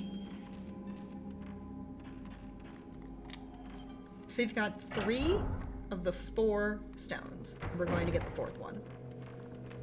And it's also sort of unlocking these rooms for later, because you're going to need to do this same exact thing in Kay's final chapter. Literally the same thing. You have to go to the same rooms and interact with the same tables. Because on the table is the little balls that Miku are getting, but on the table is also the stakes that Kay needs to get later. Listen, if Miku knew, she would pick up the stakes for Kay. Yeah, that's fair. But the problem is she doesn't know Kay exists. Yeah. Yeah, but Miku only meets Kay. Well, so there's 2 endings to this game. We're getting the bad ending because the bad ending is faster. So I hope you guys don't like Kay that much. Let me just say that. Kay who? Exactly. I'm good. So we're gonna make a friend in this tunnel. Hi, friend. Oh, no. I did the... No. She's not hurting no one. It's true, but I would like her to politely crawl away from us. Okay.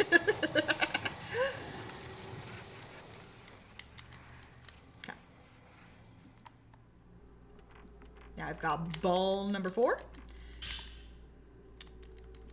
Now I got these orbs in a specific order for a reason, because this last orb happens to drop you off near-ish to the room you need to put them all in. So it's the fastest one to do last. Alright, so we're gonna have a fun time going up these stairs.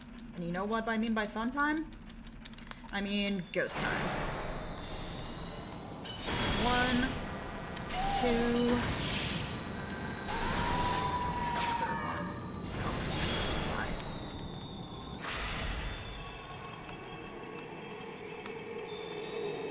Get in the room. There we go.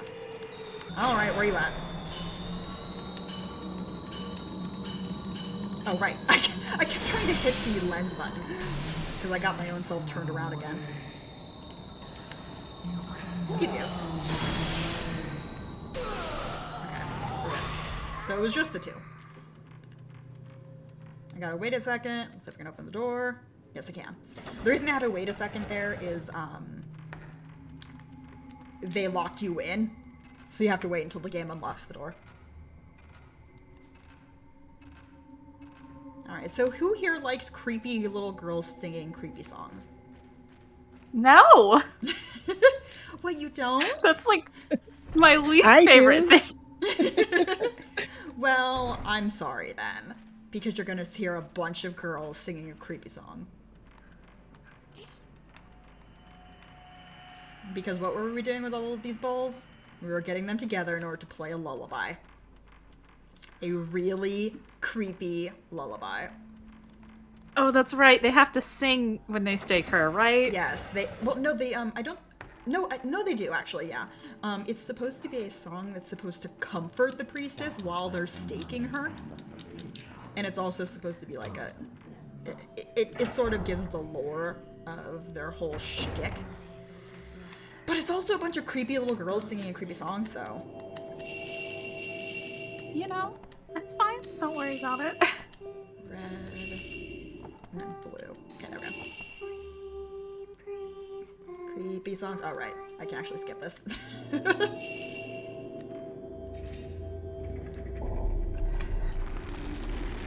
Chat, be glad we have the superpower of skipping cutscenes. Oh, you're gonna hear a lot of it later. Okay, I'm gonna go towards the door. Going towards the door triggers the boss. There she is. I should have waited. I didn't, because I'm a goober. I'm waiting on purpose. There she is. Her second time. Come on. Oh, I missed it. The second one's hard to get.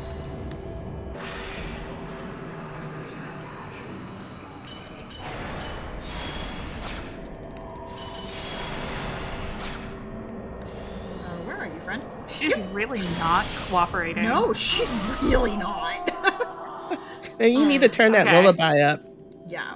That'll help calm her. So you saw me turning off and on the slow mode. If you're trying to be safe, don't turn the slow mode off. Because you're safe when the slow mode's on, because you have so much time to react. At least on New Game Plus, because it is a limited resource on New Game. I think it's Miku I go talk to. Right? Yes, it is Miku. I think. Hi, Miku. Am I doing things right? Yes, I am. Okay, cool. Cool, we're back in the daytime. There's a doll in Miku's room that if you pay attention to it, its hair grows throughout like the game. What? I've never noticed that It's before. like on the dresser.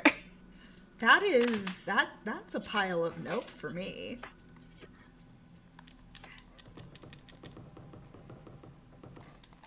Yeah, anything about dolls is super creepy. I don't know why. Yeah, that's gonna be a no for me.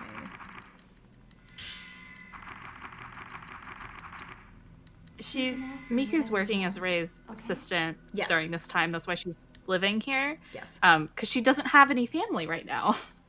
Yes. And that's why she just gave Ray all that information. Yeah, this takes place, I think 2 years after Fatal Frame 1. I think. Because I think Miku was 17 in... Oh, right, I'm still playing the game. In that one. So you I have to talk to? It's raining again. Criminy Christmas.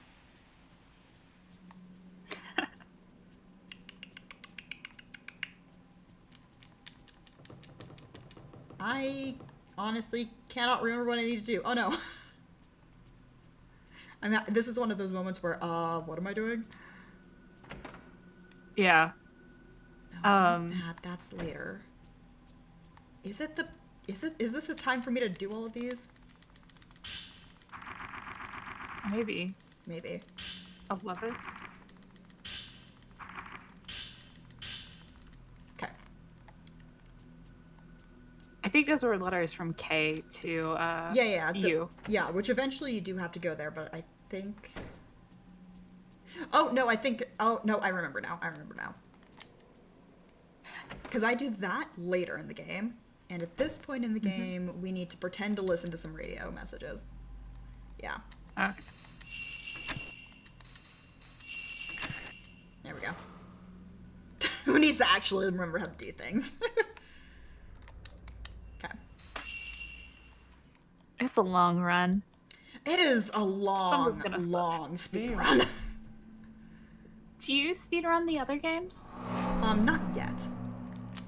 Okay. I am planning to learn them. So normally when I'm speedrunning this game, I would go through that door there, but just for safety's reason, because of the fact that I'm on Nightmare, I'm gonna go over here and pick this up. Normally I would pick it up a bit later in the run if I was going for safety, but just because of one specific thing that is going to be happening in a minute here, I'm picking it up now. So who remembers this room from Fatal Frame 2?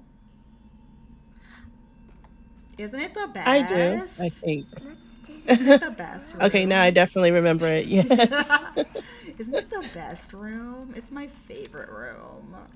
And by that I mean I hate it so much because you're going to get locked in there with a ghost in a minute here. No thanks. Time to follow the butterflies. Time to follow the butterflies, because that never goes poorly in a Fatal Frame game.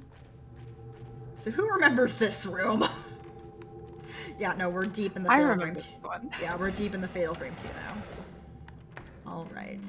So everyone say hi to Reika! Reika's in the house now. This is gonna be fine. Hi, Reika. Yeah, there's certain rooms in the game that Reika just patrols. Especially later in the game. But no, we're just gonna quickly go around her. So whenever the filament is red, that means when you're playing as Kay, whenever the filament is red, you are actively being chased by a ghost. If the filament is blue, that means there is a ghost around, but you're not seen. But that's just as Kay. The filament works differently for each character. Slightly differently. Alright, so these are the 2 keys that I need. So, oh, she wants you to go over there, right? No, we're not going over there. We don't have the puzzle. We don't have the key for that room yet. Alright, so Reika is still in this room. So we're going to take this Don't way worry down. about that urn shaking. Yeah, don't worry It's about fine. that. Yeah, it's just a little jump scare. It's fine. So those 2 keys that I picked up are the keys that we need in order to go get Mio. And by go get Mio, I mean we're going to go through the room to where she just was, and she's not going to be there anymore. But before we do that, we have to deal with our good old friend from Fatal Frame 2. It's the Kusabi, everyone. We can't kill him. Nope. We can't even effectively fight him. We have to run around in circles until the game decides to let me go. It's literally that moment from Fatal Frame 2. So Yeah, this brings back some fond memories. Yeah, at least it's not an instant kill, because I believe the Kusabi's an instant kill in Fatal Frame 2. Correct me if I'm wrong, but I'm pretty. Oh, I don't know. Yeah, I'm pretty sure he's a one-hit kill. That's not great. Yeah, you totally just didn't see me just body check the Kusabi there. It's fine. Yeah, but I'm pretty sure the Kusabi is an instant kill in Fatal. At least, like, during this part of the game. He's an instant kill. You gotta loop him. Yeah, but thankfully he's not an instant kill in this game. Hey friend, can we just not? There we go! Okay, now we can leave. This room is horrific. One thing Fatal Frame does really well, in my opinion, is environmental design. It goes from relatively normal-looking rooms to slowly pulling back the, oh, something terrible happened here. 100%, yeah. It's just a casual room full of blood, don't worry about it. Yeah. This room is a cage. Yeah. Like, just straight up. Yep. Does that ghost have tentacles? No, those are ropes. If you know the Fatal Frame 2 lore at all, you know the Kusabis are like their stopgap sacrifice when they don't have a pair of twins to torture. Yeah. Nope, I'm going the wrong way. I do this later. There we go. Yeah, the Kusabi is their stopgap sacrifice. Their sacrifice light, if you would think of it. Have any of you guys played the remake of Fatal Frame 2? On the Xbox? No, the remake, not the Xbox version. There's a remake. There's a remake? Yes, there's a remake of Fatal Frame 2. Hold on, let me do this puzzle real quick. I think I did that in the wrong order, but yeah, I did that in the wrong order.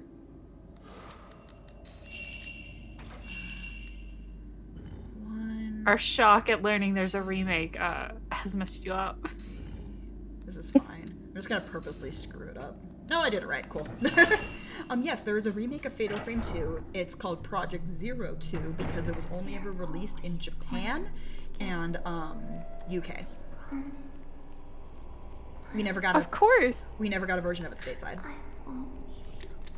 And it's actually s- it's probably the creepiest Fatal Frame game. Like, they did really, really well. The downside is it's on the Wii, so it has all, Wii waggle tech. of course. For those of you who don't know, Project Zero is the name of Fatal Frame in the UK. And Japan. It's the name of it everywhere that's not And America. Japan.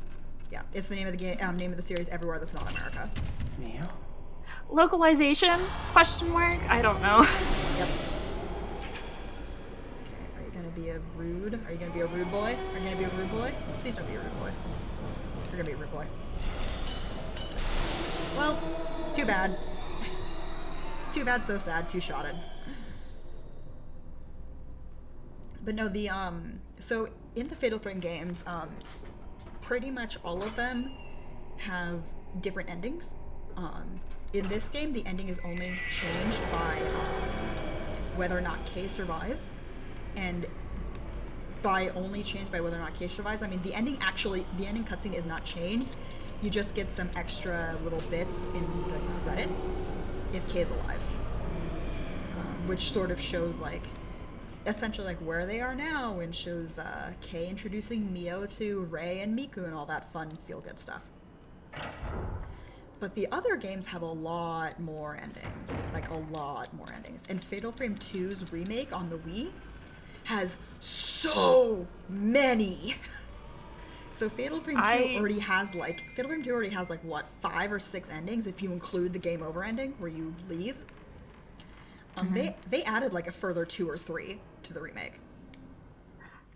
That's interesting. Yeah. Typically in Fatal Frame games, the canon ending is kind of like The bad one ending. of the worst ones. Yeah, the canon ending is the bad ending.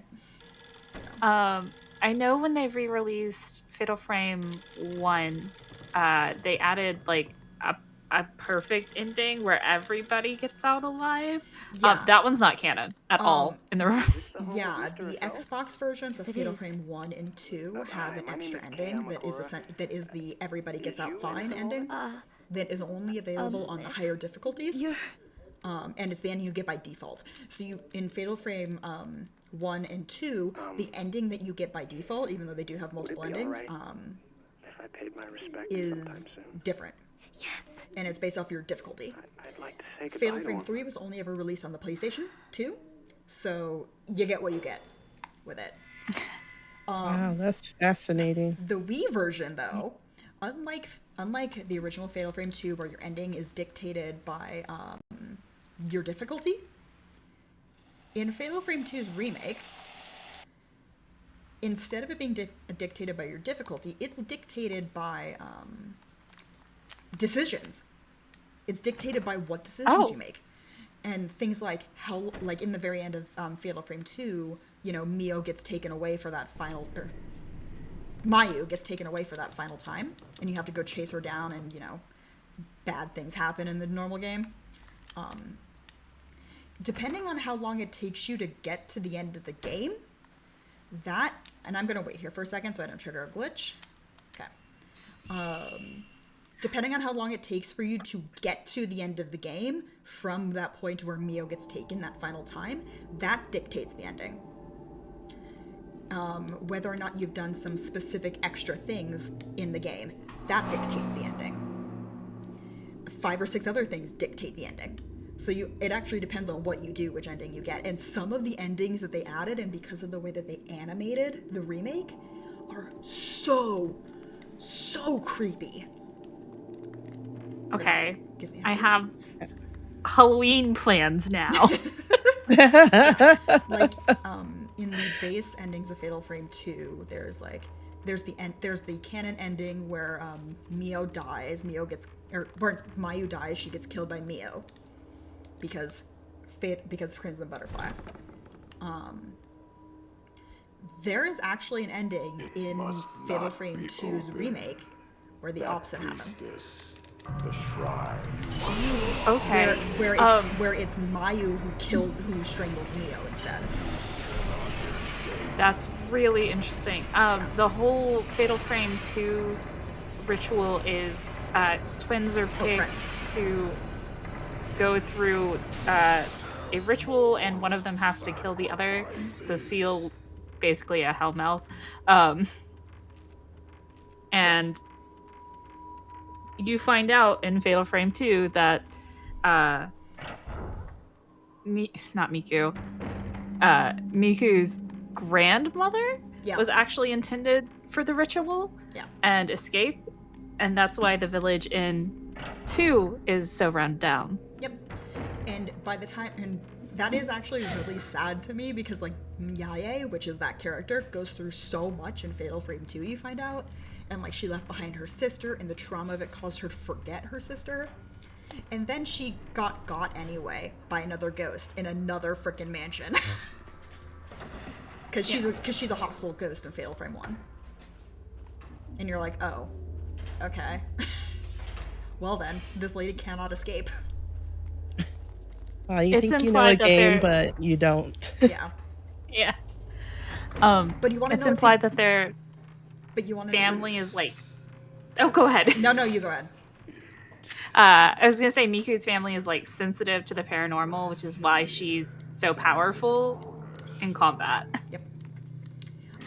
But you know why? You know where she got it? You know where she got it? Where? She got it from Yae. She's related to Yae. Yeah, it's one of those you have to think about it sort of things in Fatal Frame 1. So, in Fatal Frame 2, the main antagonist ghost is Sae Kurosawa. She is the undead main female ghost in Fatal Frame 2. She is the twin that was supposed to be strangled in the ritual by her twin sister, Yae. Yae and Sae tried to escape, but Sae got recaptured and Yae did not. Yae escaped. Yae then got married to a folklorist, because it's always those darn folklorists in Fatal Frame games, and they decided, or well, he decided as part of his studies, he was going to move into the Himuro mansion after they'd had a kid. So they moved into the Himuro mansion, and slowly, both of the parents got killed by the curse in the mansion. But their little daughter escaped. So their little daughter escaped. That little daughter had 2 kids.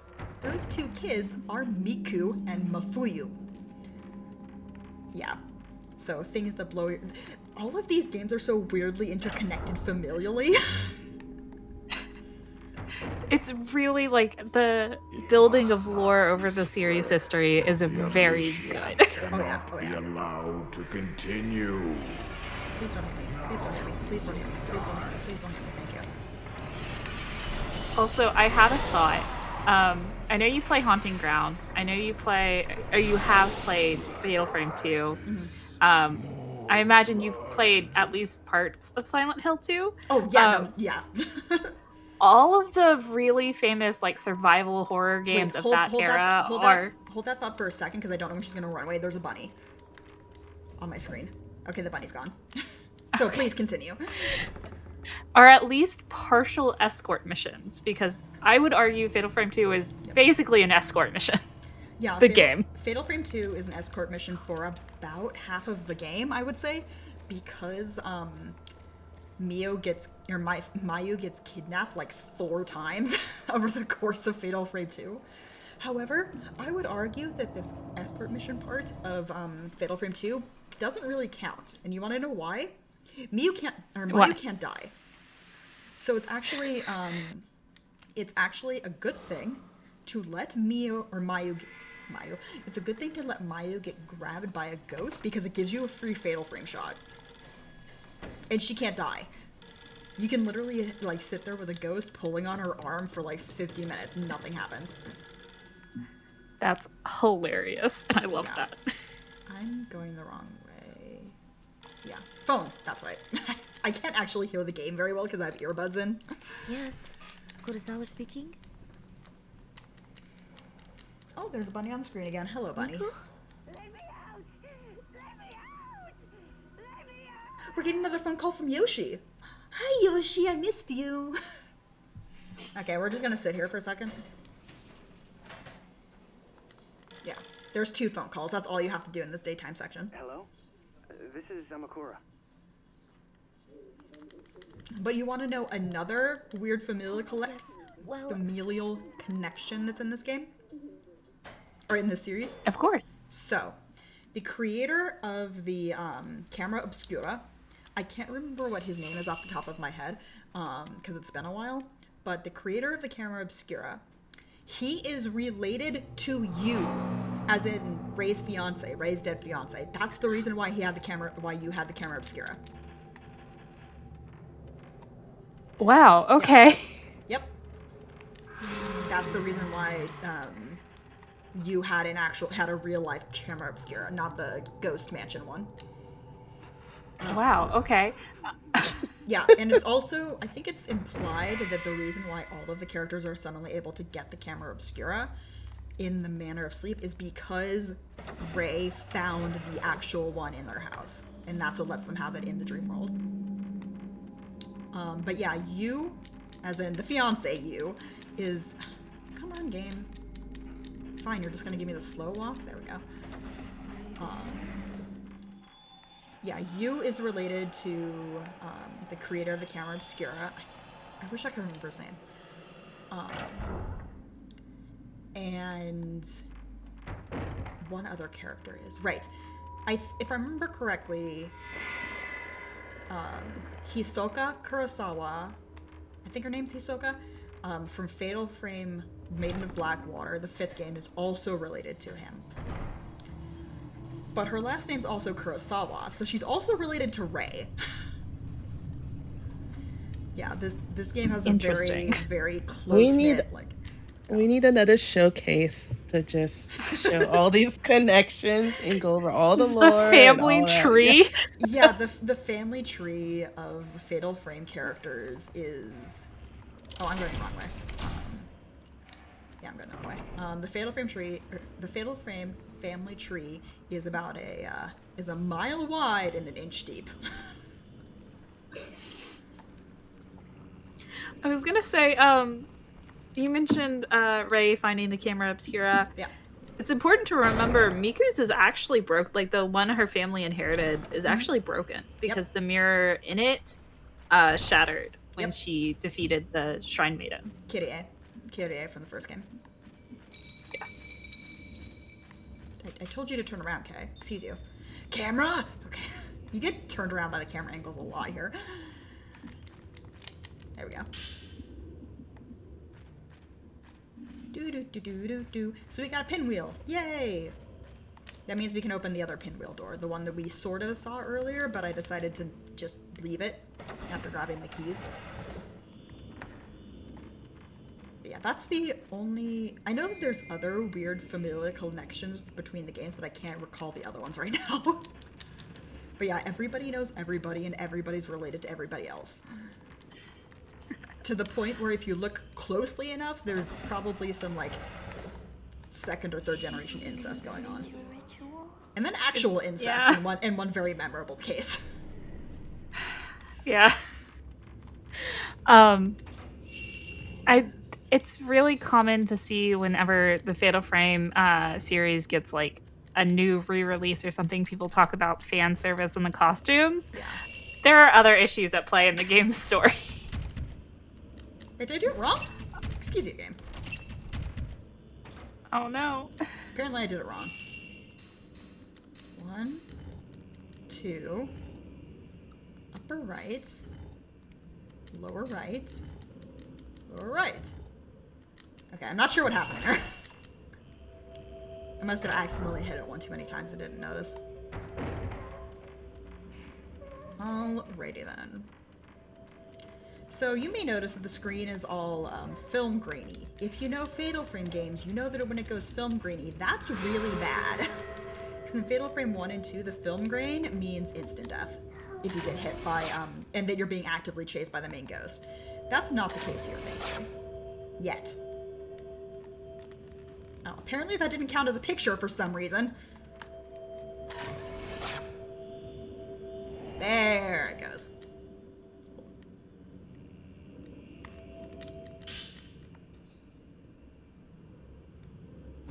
Yay, we got a candle.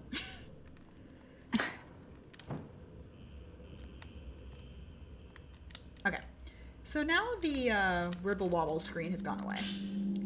Now, that should make you wonder, can you actually get one shot? Funnily enough, no. The like black and white vision doesn't actually act as a warning in this game that you're in an instant death area. It's actually just a warning of like increased damage. So I think on maybe Nightmare you might be able to get one shot by some of the enemy ghosts when you are in the black and white vision. Thankfully, we shouldn't have to worry about it because of that candle I just picked up. As long as we have that candle, it won't go into the black and white vision. The problem is the candles fade over time. That was a big jump. Don't worry about it, he's fine. He was a long jumper in high school. Oh, okay. Track and field star. Track and field star. K Amakura. 100%. Have track and field star K Amakura. But no, that is way too long of a jump. He should have fallen there. At least, like, fallen on his face. Maybe not off the roof, but... Yeah.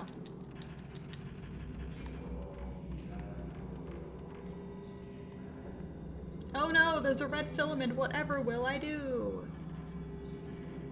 Just keep walking. Just keep walking. Just keep walking. Yeah, it's because of this. That's why there's a red filter.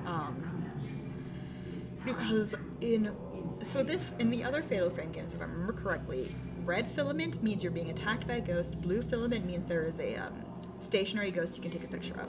That's not it in this game because this game does weird things with the filament.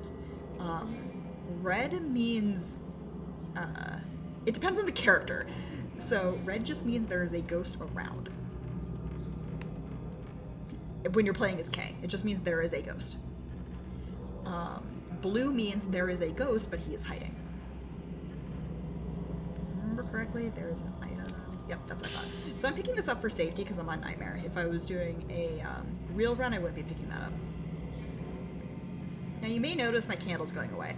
That is partially an effect of me being on Nightmare. It goes away faster on higher difficulties. Thankfully, again, we don't have to worry about it. But there is one big problem with the candles. So if the candle goes away, not only do you have to worry about, the black and white vision increasing damage, you have to worry about Reika. Because of it, I can't remember if it's just she immediately starts chasing you, or if it's every random ghost encounter you would have normally is instead Reika. And I think she can one-shot you on her difficulties. Sounds like a party. Oh, hi there. How are you doing? Hello. Oh my god. I think those are the engravers again. Ooh, hello. Hello. Please don't hit me. Please don't hit me. Please don't hit me. Please don't hit me. Please don't hit me. Please don't hit me. Okay, it's fine. This is fine. Okay, they're gone. So the problem there was, since it zooms in on the boss ghosts, the problem that we get is it zoomed in on the boss ghosts, and because of that, I couldn't move. And because I couldn't move, you can actually get attacked while watching one of the ghosts die. It has happened to me during speedruns before, and it is a pain.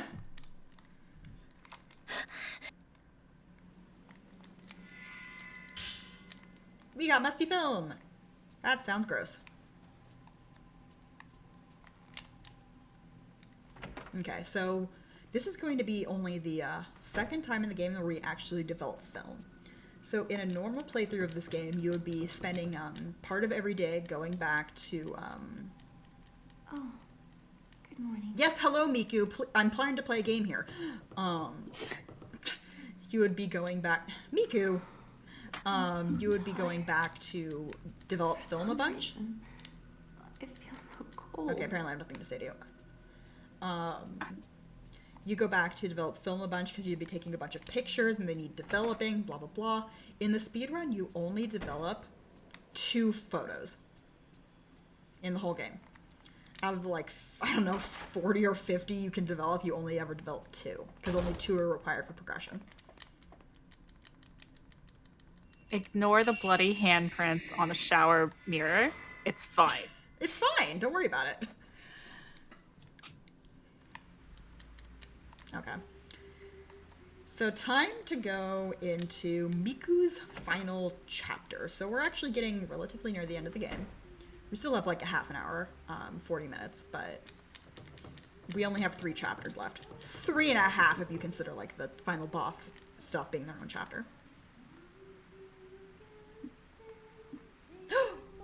It's a Goosey! In the real world. Ray? What's the matter? Now, I can never remember if you actually have to talk to her or not. Miku. So, Miku is further along in the Manor of Sleep than... So, Kay has been in the Manor of the Sleep the longest, because apparently Fatal Frame 2 actually happens before Fatal Frame 1. Or it happens very soon after Fatal Frame 1. But, yeah. Miku has been in the Manor of Sleep second longest, and... or the other way around, but either way, Ray's been in the Manor of Sleep the least, because she's only been, it's only been 6 months since her fiancé died. Now, because of that, Kay and Miku are much closer to getting got. If you look at them whenever they get hit by an enemy, you see the tattoo very briefly across their body. Miku and Kay's tattoo covers much more of their body than Ray's does. And that's sort of be the implication of them being closer to getting got.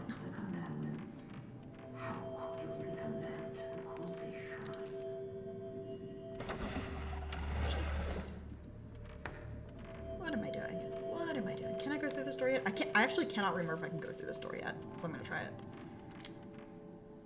Oh, I can. Cool. This is the door that I was mentioning that is locked for 2/3 of the game for no reason, and the game doesn't tell you when the door unlocks. Of course. Yeah, which is I was actually going to ask you. Yeah. You say you play this on a PS3 with the digital download. Is Yes. there a version differences between that and the physical? It is the PS2 version. Okay. Because there is only the PS2 version. Yeah. Which is the fastest way to play it? Is it on Digital. PS2, PS3? Yeah. Okay. Yeah, I can't think of a game that is faster on physical disc than it is on digital because of load times. Every single door I'm opening here, every single door is a load screen. They're just very cleverly hidden load screens. And the amount of time where your character is paused in front of the door with like their hand on the doorknob, quote unquote, that is how long the load is. So you open the doors faster if you're on a faster console. You open the doors, it takes a little longer to open the door if you're on a slower console. And because digital is always faster than physical, come on, there we go. It is faster on PS3 digital. And that's pretty much across the board for speedruns. The only game and also another weird speedrun thing, as far as I know, universally speaking, PS1 games are fastest on a PS2, and they are faster than they are on a PS3. As long as they don't have a digital version. That's interesting. Okay. But it gets more interesting with one exception. There is one exception where it is faster on a PS3 on disc than it is on a PS2. One exception. As far as I know. And that is the game Galarians for PS1. And only the Japanese Galarians? version. And only the Japanese Really? version. Only That the game Japanese of all version. games? Yeah. Okay, in Japanese Galarians mention. Galarians. And that is, and Galarians and only the Japanese version. Because the Japanese version has a bug in it that causes it to load really slowly on PS2s. That's interesting. Okay. Yep. So, fun fact that has absolutely nothing to do with Fatal Frame. I learned a lot. I like Galarians, though. Yep. So I just got the commandment book from that same spot where Kay got the first candle. And I'm also being actively chased by the Kusabi right now. So it may not look like I'm being chased by the Kusabi, but trust me, I'm being chased by the Kusabi. Let's see if you can see him. He's bad news. Yeah, you can hear him. You heard him, but we didn't get to see him this time. Sometimes he peeps through the wall, but... Yeah, when you've played this game enough, you know exactly where all of the ghosts are gonna spawn, you know, where all of the stuff happens, etc., etc. Okay, so you remember way back when we got the butterfly key and I screwed up by accidentally going the wrong direction and not getting the key and having to turn around and go back? We have to go back there. All the way back there. Oh. And also, in a moment here, I might want to warn you for if you have sensitive eyes. Because in the room right after we use the book, the commandment book to get through another door, is going to be what I have called in the past the epilepsy corridor. Lots of flashing lights. Oh. Okay. Boop. Thankfully, our shortcut's actually open now. That's just mean. Mean game developers. Yep. The game, so many things, so much routing would be easier if that door was just unlocked. And also the game not telling you. Oh boy, more candles gone. If I remember correctly. Oh no. Oh no, it's in the next room, right. So, just for safety reasons, I'm going to be picking up a few of the candles. Usually when I'm speedrunning this game, no matter what difficulty I'm on, I never pick up the candles. Just for safety reason, because I'm on Nightmare, and the last thing I want is to get bodied by Reika, I'm going to pick up some more candles. And there happens to be one in this corner. Oh. Cool. So earlier in the game, there is, if I remember correctly, there is items in those spots, but they're like generic. So this is the corridor, by the way. There are generic items. I think it's type 14 film is what we would find there, but by this point in the game, they get replaced by candles. Okay, thankfully we never have to go into that room again.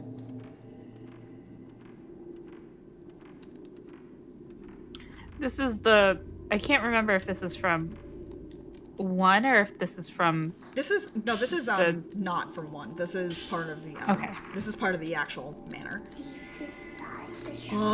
Because in the lore of Fatal Frame 3, the ritual for the tattooed priestess is... Am I being... Oh, okay. No ghost. Cool. Why? The tattooed priestess has... Before she gets tattooed, I believe? Yeah. Before she gets tattooed, she sits in that little cell, and people who are trying to get over their survivor's guilt or give up their pain, they pray in the room beneath her, and she just listens to it while she's meditating. That's what that room is for. Listen, locking shrine maidens in cell is pretty It's a Fatal Frame normal thing. for... Yeah, Fatal Frame. Normal Tuesday.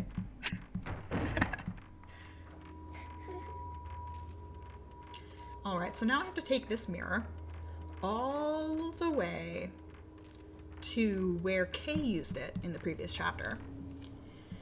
Or, well, not where Kay used, but where Kay saw it. So where we fought the engravers. And when we do that, we have to do another fight. Because I think you do like 3 fights in that room.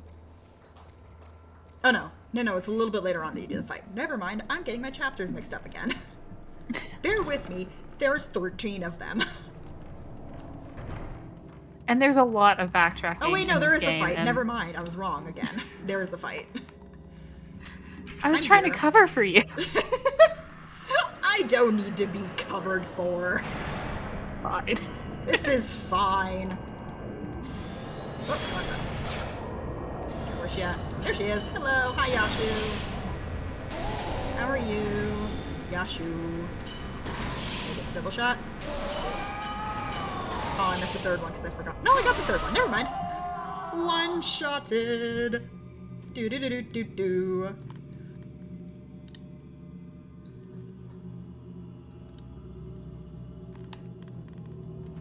Yeah, so place this silly mirror. Okay. So that mirror opens up the door back here, which takes us to the end game. Well, the end game for Miku, I should say.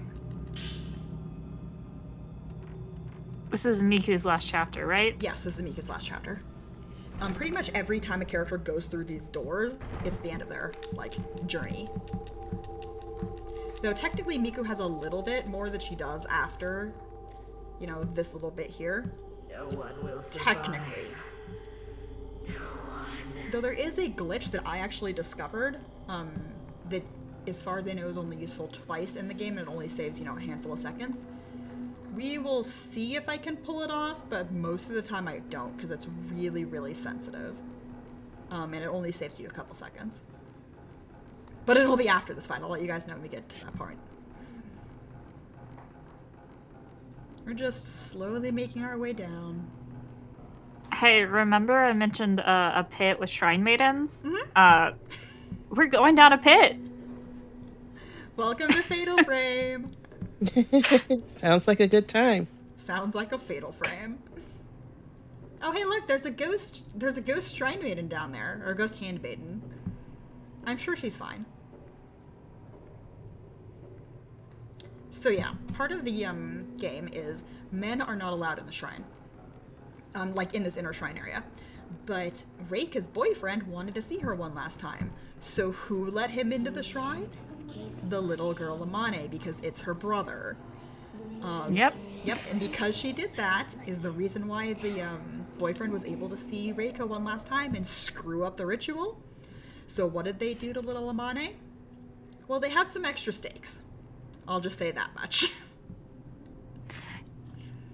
So they did sacrifice the other 3 handmaidens, but she got killed.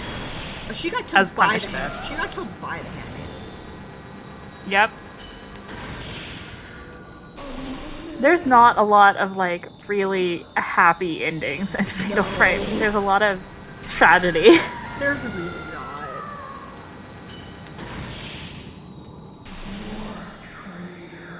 Excuse you. Oh wait, she's not attacking me, never mind. Okay, where's the last one? There she is! I think. There she is! Hi honey, how you doing? How you doing? How you doing? Did I get the second one? I did. So that's all 3 of them. And now we have to wait at the door for the pop-up Amane, I believe, to appear in the top right. I think. Or maybe it's later. Nope, it's later. Okay, cool. Okay. Me getting chapters screwed up again. It's her brother! Except it's not. That's the actual, the guy who screwed up the ritual. But, let's see if I can catch it. It's Mifuyu! So if you look at it, if it's on the, like, this character screen, the third person screen, it shows up as being, Reika's boyfriend or Amane's brother. If you look at it through the viewfinder, it shows up as Mifuyu.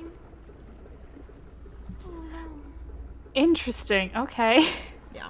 Because it's, you know, ghosts that are paired because they have similar stories to each other.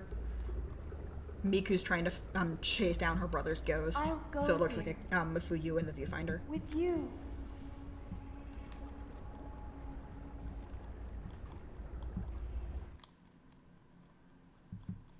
Gasp. Okay. Miku? So, yeah, we're gonna go say hi to Miku. Miku's chapter's not over yet, so we're still in her last chapter. But Miku wakes up in the middle of the night, and she essentially has a, like, heart-to-heart with Rei, where she starts freaking out. It's like, are we going to die, sort of thing, you know. That whole endgame spiel. Then you go back to bed and you have her actual ending of Miku's journey. Please. You tell me. I wonder if the camera obscura works on Am I really narcissistic supposed ghosts. to I be would hope alive? so. Alright, so we are back in the Himuro Mansion, and I believe we can't actually go to the rest of the manor anymore. We are locked in to the end of Miku's chapter at this point. Hey, I heard you like Fatal Frame 1. What if we just put that in Fatal Frame 3, the opening? Yeah. Yo, I heard you like Fatal Frame 1, so I got some Fatal Frame 1 for your Fatal Frame 1. So you could Fatal Frame 1 into your Fatal Frame 1. That is an old joke. Old internet memes. Okay. So this is the point when you would make a decision on what ending Miku's gonna have. She's gonna have the bad ending here. So after the final fight for her in this next room, you can either leave, which is supposed to be, her leaving her brother behind and, getting over it. Or you can chase after him. We're going to chase after him, even though that's objectively a bad ending for her. I'm going to try and do a glitch here. I'm probably not going to pull it off.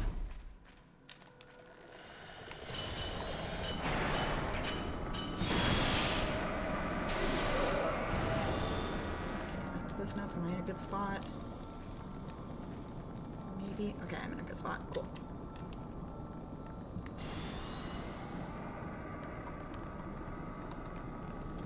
Can you stop being slow, please? There we go.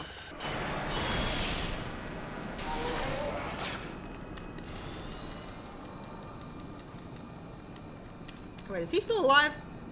Oh, you are still alive. Oops.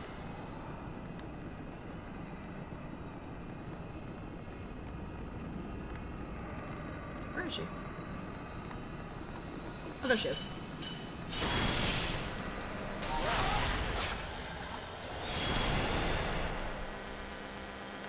I forgot again that I was on, Come on. There we go. I have to say, you're making this fight look very easy. These ghosts are very difficult to, keep a view on. I did not get the glitch. So there is a thing in this game where before the game takes control away from you, you have, like, a half a second to control the character. Is just long enough to get like a couple interactions, and if you're in a good enough spot and you get lucky enough at that specific moment, you can interact with the like rope thing there, and it brings up a text box, and that text box breaks that little mini cutscene there where Miku was at the door and she was thinking about Mifuyu. You're not supposed to be able to move during that, but if you're able to trigger the glitch, you can move during that. So that's what I was trying to do. But I've only ever actually managed to pull it off a couple times during a run. There's going to be an instance of it later that's a bit easier to pull off, so maybe you guys will be able to see it. Okay, so now here is when I needed to go to use desk. So normally in a normal run, this is where I'd be button mashing for like a solid minute. But because I did some of it earlier, we don't have to button mash as much. This is the point where Miku is in a coma, which is the final stages of this curse. Yes. So everybody's really worried. Yeah, she's in the final stage of the curse. Kay has finally arrived to, quote-unquote, pay his respects to you, because you and Kay were actually friends, even though Ray had never met this man. But he's super into the research and trying to figure out what's going on. This man is like, let's get this done. Let's get this figured out. The problem is, we're going into his last chapter. Things are not going to go well for this man. He'll be fine, right? Yeah, sure he will. It's not like I absolutely did not do what I need to do to get the good ending. Wait, Kay who? Kay, this guy. Soon, Kay is going to be some soot.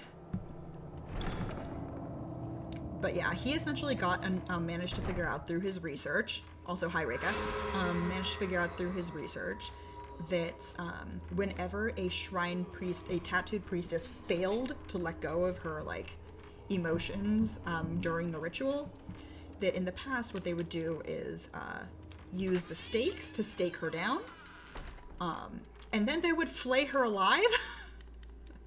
Oh yeah, and take the tattoo off of her, Yeah, and then hang it up. Off of her. Yeah. It just gets better and better. Right, upper left. It's terrifying. Yeah, so what he's trying to do here is he's trying to do that. Yeah, that's what I thought. Hi, Ghosty. Oh, I did that wrong. It's not like there's auto snapping too. Like, you have to manually aim the camera at these ghosts. Yeah. fucking handmaidens learn how to fly.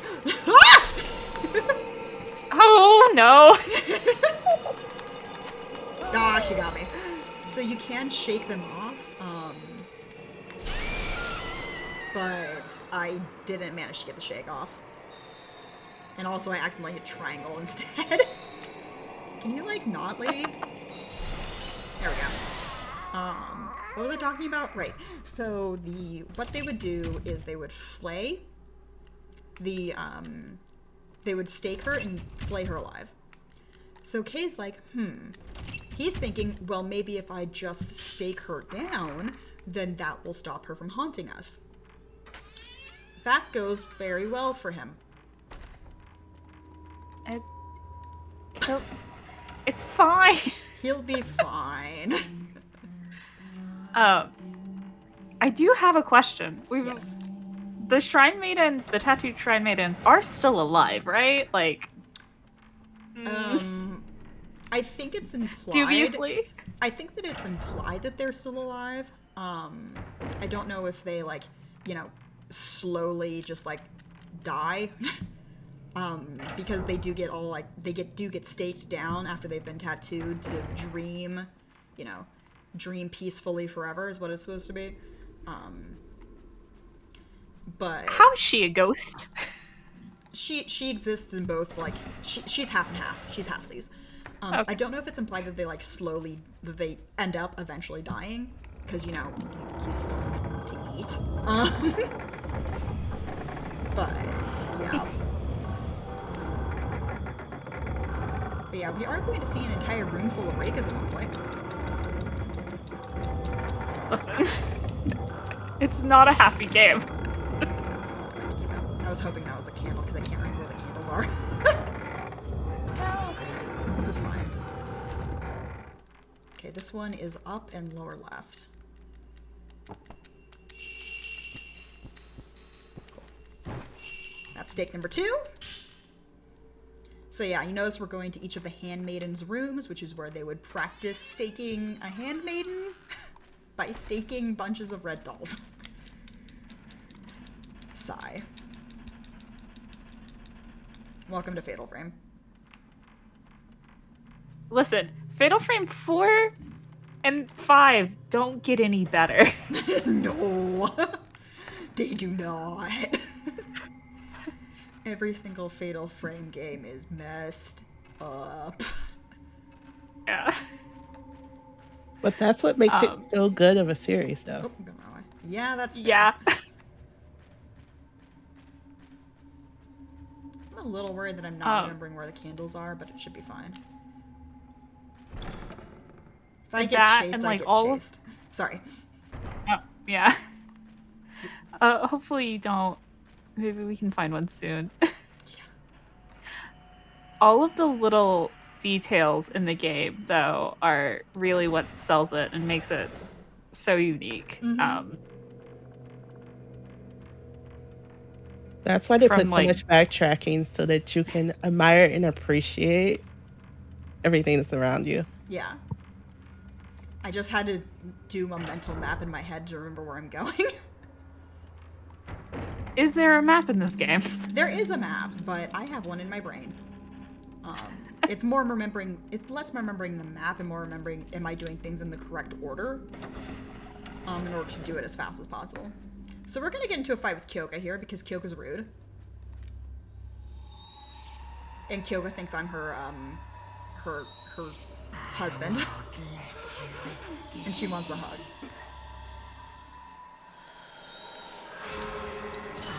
So that's actually hair on the wall because Kyoka was the mom of the tragedy boy in this one and the shrine maiden that died, or the handmaiden that died. And she fell in love with this man, and he complimented her hair, and this man was killed by her mother, and she kind of lost her mind and started cutting off her hair and pinning it to the wall in hopes that he would come back for her. Woman, I swear. Okay, there we go. Got her. Yes. What you said. My child. So that's going to be the last time we see Kyoka, I believe. Because I don't think we have to fight her again. But the way that you save Kay, if you're getting the good ending, is you need to go and fight Kyoka, so that ghost, in some specific areas, in order to get a certain key. I think it gets, the earliest you can do it is chapter 10, which is Kay's chapter before this one. You need to go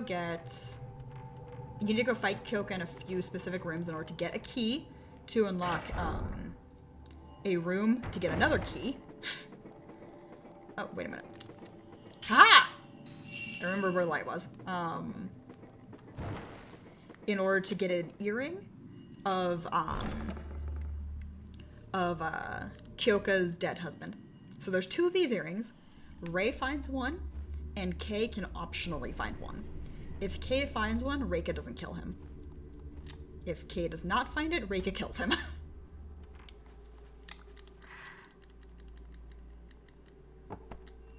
Accessories are important. She did not approve of his fit. Exactly. Okay. All right. So the reason why is the earrings were Reika's boyfriends that were given to him by his father, who was Kyoka's husband. That's the whole, everything comes full circle. Everybody in Fatal Frame is related to each other. Yep. That woman was Reika's boyfriend's mother. It's really interesting how many like little side stories are going on top of the 3 of them exploring the mansion. Oh yeah. All right, so we got one more stake to get. Hello, Engraver. It's gonna be, so when I was in that like snowy courtyard area, you saw that I went to one doll room, but I didn't go to the other one. We're going to go to the other one now. It's just because of the way it routes out, it's easiest to do it in a big circle like this. Also because if you were to go to the, go grab that other one, Reiko would attack you, because she's in that room when you first go there. Oh. Why? Well, because when I started the chapter, I said, hi, Reiko, when I went around that corner. It's because she's just chilling. Yeah, because she's just chilling in there. But if you, so you just go the other way and get everything in that order. Because by the time you, like, get to this point, by the time you've gotten the other 3 and you loop back around, Reika's no longer in this room. Okay, so this one is up, upper right, center, left, lower right. Cool. And yes, I have all of this written down. We can still make it. Okay, game. Cool story. Kay had to chuckle to himself for a minute there. It's not like we have places to be. He thinks he's so smart. He does. He thinks he's so smart. He's not. He's got this all figured out. He's gonna be the hero that saves the day, saves everyone. Yep, saves absolutely everyone. So if I hadn't have gotten that candle, I would have probably gotten attacked by Reika, probably in this room. Usually it's fine because sometimes during the speedrun I do get attacked by Reika. In this room specifically, because this is usually where I run out of the candle. But I just wanted to grab a candle because I just didn't want to deal with that. Because it's stressful when she starts chasing you.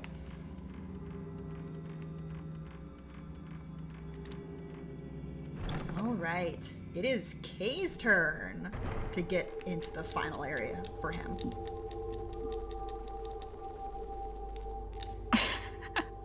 What? The stair step. I was about to mention that. I keep messing it up because I haven't done it. I haven't practiced it that much. But theoretically, you should just be able to quickly go to the side, but if you don't turn enough, you go slow. If you turn enough, you go fast. So sometimes it takes a couple tries to get it. Okay, we're going to get attacked by Yashu again. Because Yashu really doesn't want those darn boys getting to her shrine maidens. That's literally the plot of that. Ma'am. She's fine. Now. Oh, come on, she has a sliver of HP. Game, please. That's just mean. That's just mean. I think I wasn't close. I probably wasn't close enough to her when I did the shot. Yeah, that's another mechanic. The longer you wait for the ghost to like come in, the more damage you do. That is not true on Fatal Frame 3 entirely. Yes, you do Okay. you do more damage if they're closer to you, but on New Game Plus you don't actually have charging. Every shot is a full charge. Oh. Interesting. Okay. In New Game Plus, because in New Game Plus with everything unlocked and upgraded, every shot is a full charge, which is why you see me just spamming the button to try and get it as fast as possible. So this is the final boss arena. Kay thinks he's going to save the day. Kay thinks he's going to stake Reika. I'm sure that went well for him. I think he opens the door and he sees Reika and she's already staked. Yeah. Yeah, he opens the door, sees her, she's already staked. He drops the stakes and is like, no, it's impossible. And then he tries to run away and Reika just reverse Unos him. Yep. Shuts the door on him and does probably one of my favorite animations in the game, because she's laying staked on the ground and the stakes slowly push up from her hands, and then she like, I don't know how to describe it, like breaks her spine in the way that she just slithers up. She doesn't like stand up, she just like slithers up, and you're like, that is creepy. It's probably my favorite animation. The animations in this game are great. Okay, let's see if I can pull it off.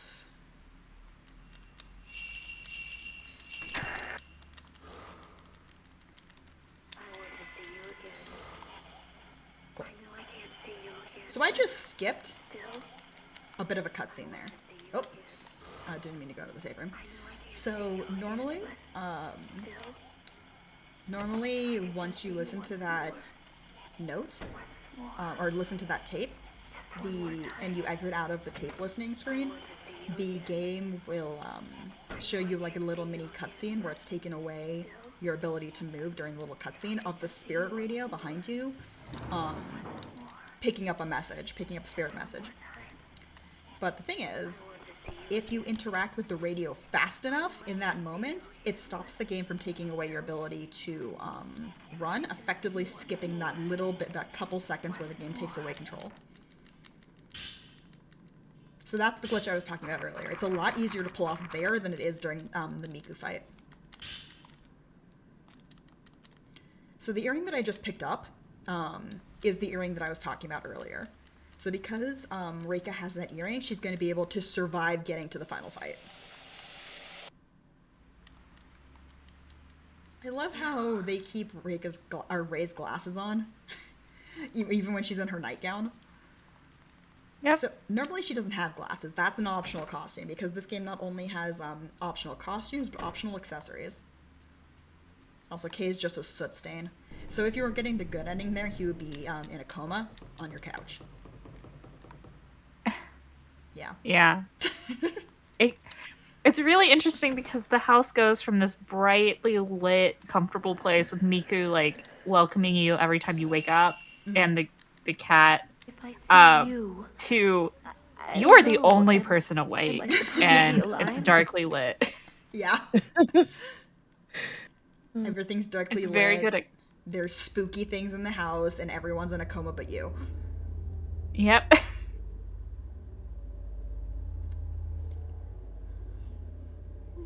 So we're going into the last chapter here.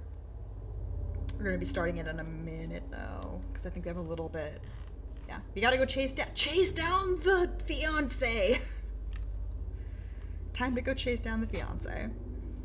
I see a comment about the coma being the good ending in chat. The good ending is everybody waking up from the coma. Yes, once you Because we lift the curse. Yes, once see him. Ray lifts the curse have at the to end of the find game, him to be sure. both Miku and You- Kay, if he survives, wake up I- from their coma because the curse has been dissipated. And that's the misspelling I was talking about at the beginning of the speedrun. Ah! Tattoo with one T. It bugs me. It bugs me so much. Because I'm like, of all of the words to misspell, of all of the times to misspell it, they misspell probably one of the most important words in the game. It is on screen for 5 seconds, though. It bugs me. Of so many people being It bugs me, okay? So many Fair. voices, so much pain. Please Yes, don't yes, forget yes. I would love to cosplay Reika. Reika's on my list of dream is my cosplays. voice, my memory. The tattooed version, though, which I My know pain. how I could do it because I've seen another cosplayer who's done it almost is in the way I want to do it. But at the same time, it would be very hard to be able to wear it at a convention. Because if you've played this game and you pay attention to what the final boss looks like or what Reika looks like, she is topless. Yeah. In that very Japan way of being topless where they just, she has no nipples. Therefore, it's totally okay. Okay. Oh, one question. How close are we towards the end? Probably another 10-ish minutes or more? About another 10 minutes. I am a little Okay. bit, I am going to go a little bit over. I'm going to go probably about That's fine. I never wanted to leave you. 3 or 4 minutes I over. wanted to be with you. All right. I'm But secondly, here. I'll people always make be here. fake boobs for cosplays all the time. That is true, but there's 3 things. Not only is she topless, so you would have to, the way that I've seen another cosplayer do it is that they used bra cups that they had painted to be as close, like with their own foundation to try and make it as close to their skin tone as possible. And then they used latex to sort of like blend it into their skin. But there's 2 other things that make it a hard time. She's covered in tattoos. Covered. Yeah. Face, chest, arms, back covered. And her I skin's will blue. shatter my memories. Yeah. These pieces So of you would Might be a little difficult. Yeah, so you would have to get, if you wanted to do it accurately, which I haven't seen somebody who did it accurately, usually people don't put enough tattoos on her because she is covered in tattoos. You would have to get a bunch of friends to help draw the tattoos on you. And just like, ain't nobody got time for that. I'm sure you could make like a stencil of Oh, a no. repeating tattoo Yeah, I want and to, just like change the direction and then paint it. yeah, I want to do it. It would just take, like if I was doing this for a convention, it would take like 6 hours to do the painting, and I would need friends to do it for me. I did have the idea once of trying to get it done in henna. Now, follow the thought train here. Get it done in henna a few days before the con. That way, all I would have to do is put on blue, like body paint, because the brown henna tattoo would show up black through the blue body paint, which is about what it's supposed to look like. Yeah, there would have to be a lot of testing done, but I think, yeah, that would work. But there is one problem though. I would then have, I'm being attacked by Kyoka. I would then have to have that henna for like 2-3 weeks after the convention. Well, you And- know you and can get remember- henna. And remember that it's on her face. Yeah, there's henna formulas that don't last as long. That is true. That is true. And you can also cover with tattoo cover up until it fades if you would like. Yeah, I saw somebody mention the Chad bodysuit. That's what most people who cosplay Reika do. They mostly do a bodysuit and then they paint the symbols on there, and then they'll just use paint on their face or whatever. But it never looks right. It never looks right. I want Because to you can see like the again. seam lines of the bodysuit. I know I can't see you. You can see again, like but the still, seam at the wrist or the seam at the neck, if so I it could never just looks see right. you once more. And I'm a Once perfectionist. more. I mean, I'm also the person who Hey! wants to cosplay Eve from Parasite Eve 1. Just think about it. Which version of Eve?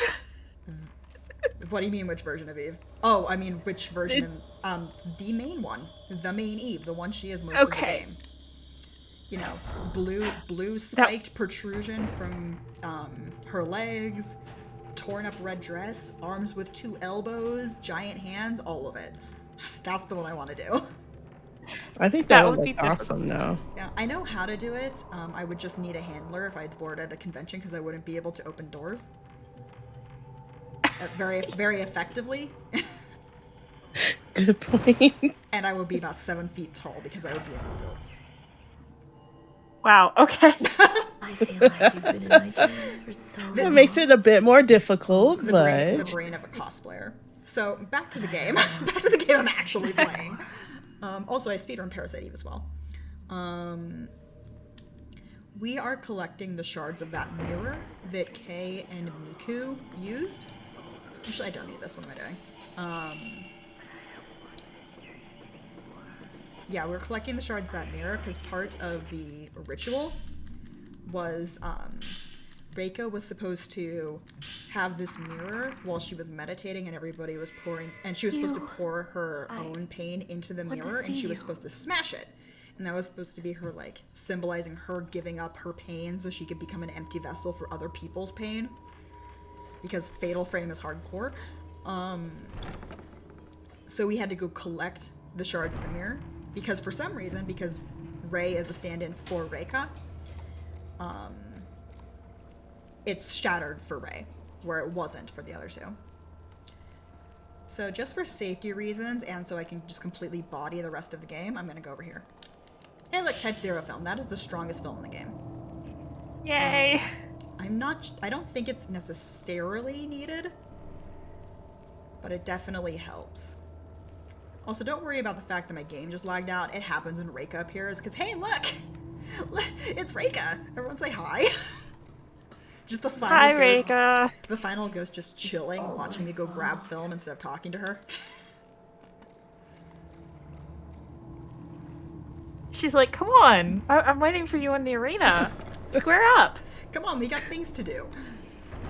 Okay, now it's time for the boss gauntlet. We're gonna have 3 bosses in a row. First is gonna be Yashu. Second is gonna be the 3 handmaidens, and then we're gonna have the final fight.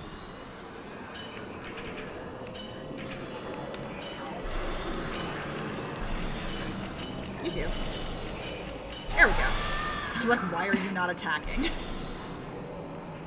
Do either of you have like a favorite ghost in the game? In this game? In any of them? Favorite ghost.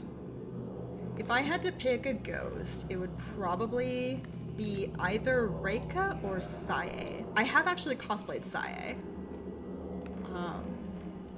I like Reika just because this is my favorite Fatal Frame.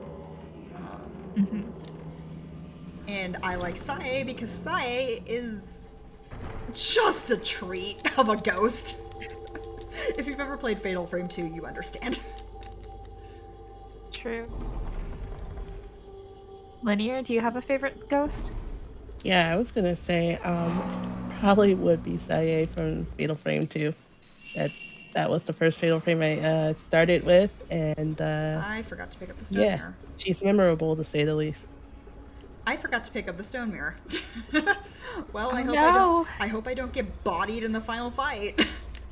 I'm gonna pop a save after I do the second fight here, just in case. Normally I would on Nightmare I would do this fight with a stone mirror, but I forgot to pick it up.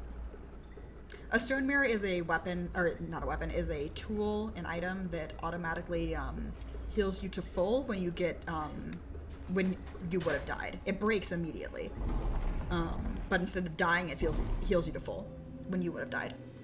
Let me sleep. And it's very useful because there is instant kill attacks in the final fight.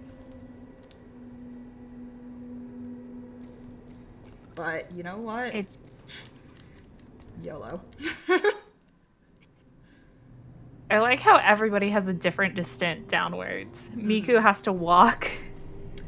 Kay has the like really quick transition basically straight to the bottom. Yeah, and Rei has to go the whole way down. Oh, by the way, this is the song the creepy ghost kids singing the creepy song. I was trying to ignore it.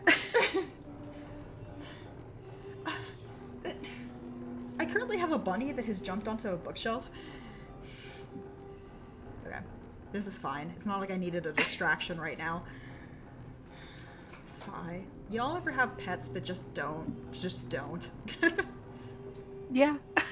That's kind of what pets do. Alright, we're gonna get attacked Exactly. right here. Thankfully, the ghosts can get one shot by Ray, Never. which is nice. At least, like, in this difficulty, they can be. You get attacked by one handmaiden there, and you get attacked by two handmaidens just before you get to the bottom. Thankfully, it doesn't throw all three of them at you at once. The downside is it throws the other two at you when you're halfway across this beam. Which is less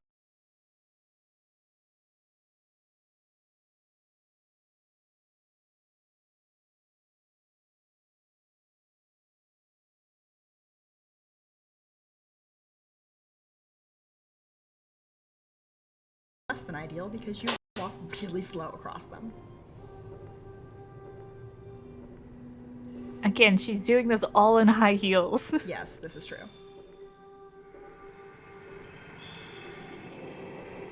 Okay, for safety reasons, don't you dare. Okay. For safety reasons, I was waiting until there. So that's one of them. Not sure if I did enough damage to take her out, but we'll see. So you notice that the candle hasn't popped up in the bottom left, because at this point in the game, the candle doesn't matter. The candle only matters for a very brief moment of time. Okay. Where is she? There she is! Are you gonna come say hi? And wrecked. Okay, so now we're gonna wait for Amane to pop up in the top right. There we go. As soon as that happens, you can open the door. But actually, because I forgot, I'm gonna actually stop the save because of the fact that I forgot the stone mirror. Safety save. Safety save! Safety save because I forgot a thing. Okay. Just because of the fact that there is an instant kill in this fight. Picking this up for safety because it has another sacred water. I now have 2 sacred waters, which will be more than enough. And I'm being overly cautious because on Nightmare, I think it only takes 2 or 3 shots to kill the final fight. I think. Now, if I was on easy or normal, I could one-shot her, which is hilarious. It's objectively funny. I don't want to see. But here we go.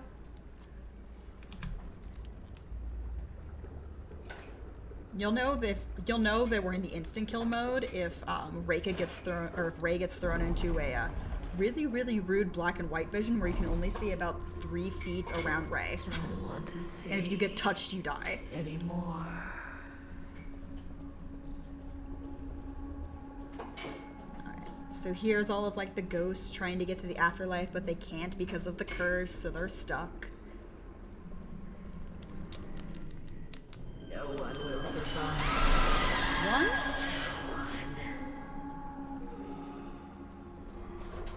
If you get motion sick, this might not be a great fight to watch because there are after effects from the shots that like warp the screen. Come on, good luck, good luck, good luck, good luck. Oh, darn it! Okay. No! Oh, run! Do not touch me. So I'm actually going to keep her on my screen. I'm being very careful. Not to get too far from her, but oh no no no no no no no no no no no no no no no no no. Okay, we're good. Oh goodness. Okay. Oh, that always makes my just freaking heart time. Sorry, time.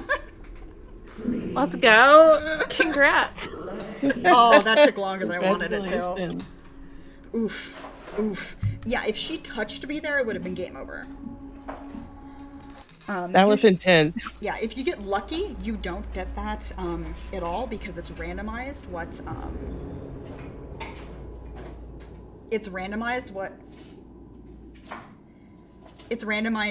what pops up. But yeah, that was Fatal Frame 3. Would you guys like to see a bunny real quick? Because I currently have one that's trapped and trying to fight its way out from underneath a box. Yes, quickly. Okay. See a rabbit. Tally, why are you like this? while this creepy cutscene plays.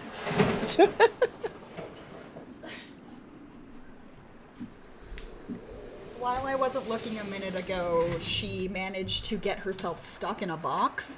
And if you were hearing a bunch of like clawing around or things like falling, that was her. And I was just watching her. I was just watching her get stuck. So this is Tally. Oh. She is very cute. Oh. She is also a jerk who gets in trouble all the time. So yeah, this is Fatal Frame. It's a very fun speedrun, even if it is a little bit longer. I like New Game Plus because it just lets you completely body all of the enemies and makes you feel better for all of the terrible things that this game puts you through in the New Game category. But it's a lot of fun. You can still get it on PSN on the PS3, even if it is a pain to get money on the wallet for the PS3 nowadays. But yeah, so everything's fine now. They managed to put little Reika to rest, and everybody gets to say goodbye to their ghosties that they've been chasing the whole game, and nothing morally repugnant happens to Miku. It's fine. Yeah. So, oh, hello there, Bunny. So I hope you guys had fun. If you guys want to come follow me over on twitch.tv/MissScarletTanager, I stream on Tuesdays and Thursdays from about 8 p.m. Pacific Standard Time to 10. I don't stream too much because I have a day job. But this weekend on Saturday from 9 a.m. to 9 p.m. I'm actually doing a 12-hour charity stream. So if you guys want to come hang out for that, the bunnies have their own dedicated webcam, and I'm going to be doing a wheel of games where the chat gets to donate and decide what games I play based off of a randomized wheel. So I hope to see you guys there, and everybody say goodbye to the bunny. She's very cute. Bye, Bunny. That sounds like a ton of fun and a great time. Linear, where can we find you? I don't stream a whole lot, but when I do, you can find me at twitch.tv/LinearC. The gray bunny is around. He's currently staring at me from a rug. And his name is Garrus. Well, if you want to see more of Tally, Garrus, and of course MissScarletTanager, please watch her on Saturday for her charity stream. And the chinchillas, Edward and Alphonse. Yes. Of course, the chinchillas. And thank you so much for such a wonderful run. Hello, welcome back. This was a very special double feature Halloween attract mode. Up first, we had MissScarletTanager playing through Fatal Frame 3, The Tormented, and then we had a special treat with Okapi going through Detention, True Ending, Glitchless. It was such a nice night for some horror, and I'm so glad that we are ringing in the end of October with such special showcases. Just a few quick announcements. We have some showcase openings for November. If you are interested in showing off a game or you have a submission that maybe you want to submit to another event, please let us know when you submit your showcases to attract mode, which you can do through our website. Other than that, it has been so much fun hanging out with you tonight, but that's it. We're done for the day. Stick around for the raid. We're gonna go check out Cassidy Rose Frost. Thank you so much and see you next time.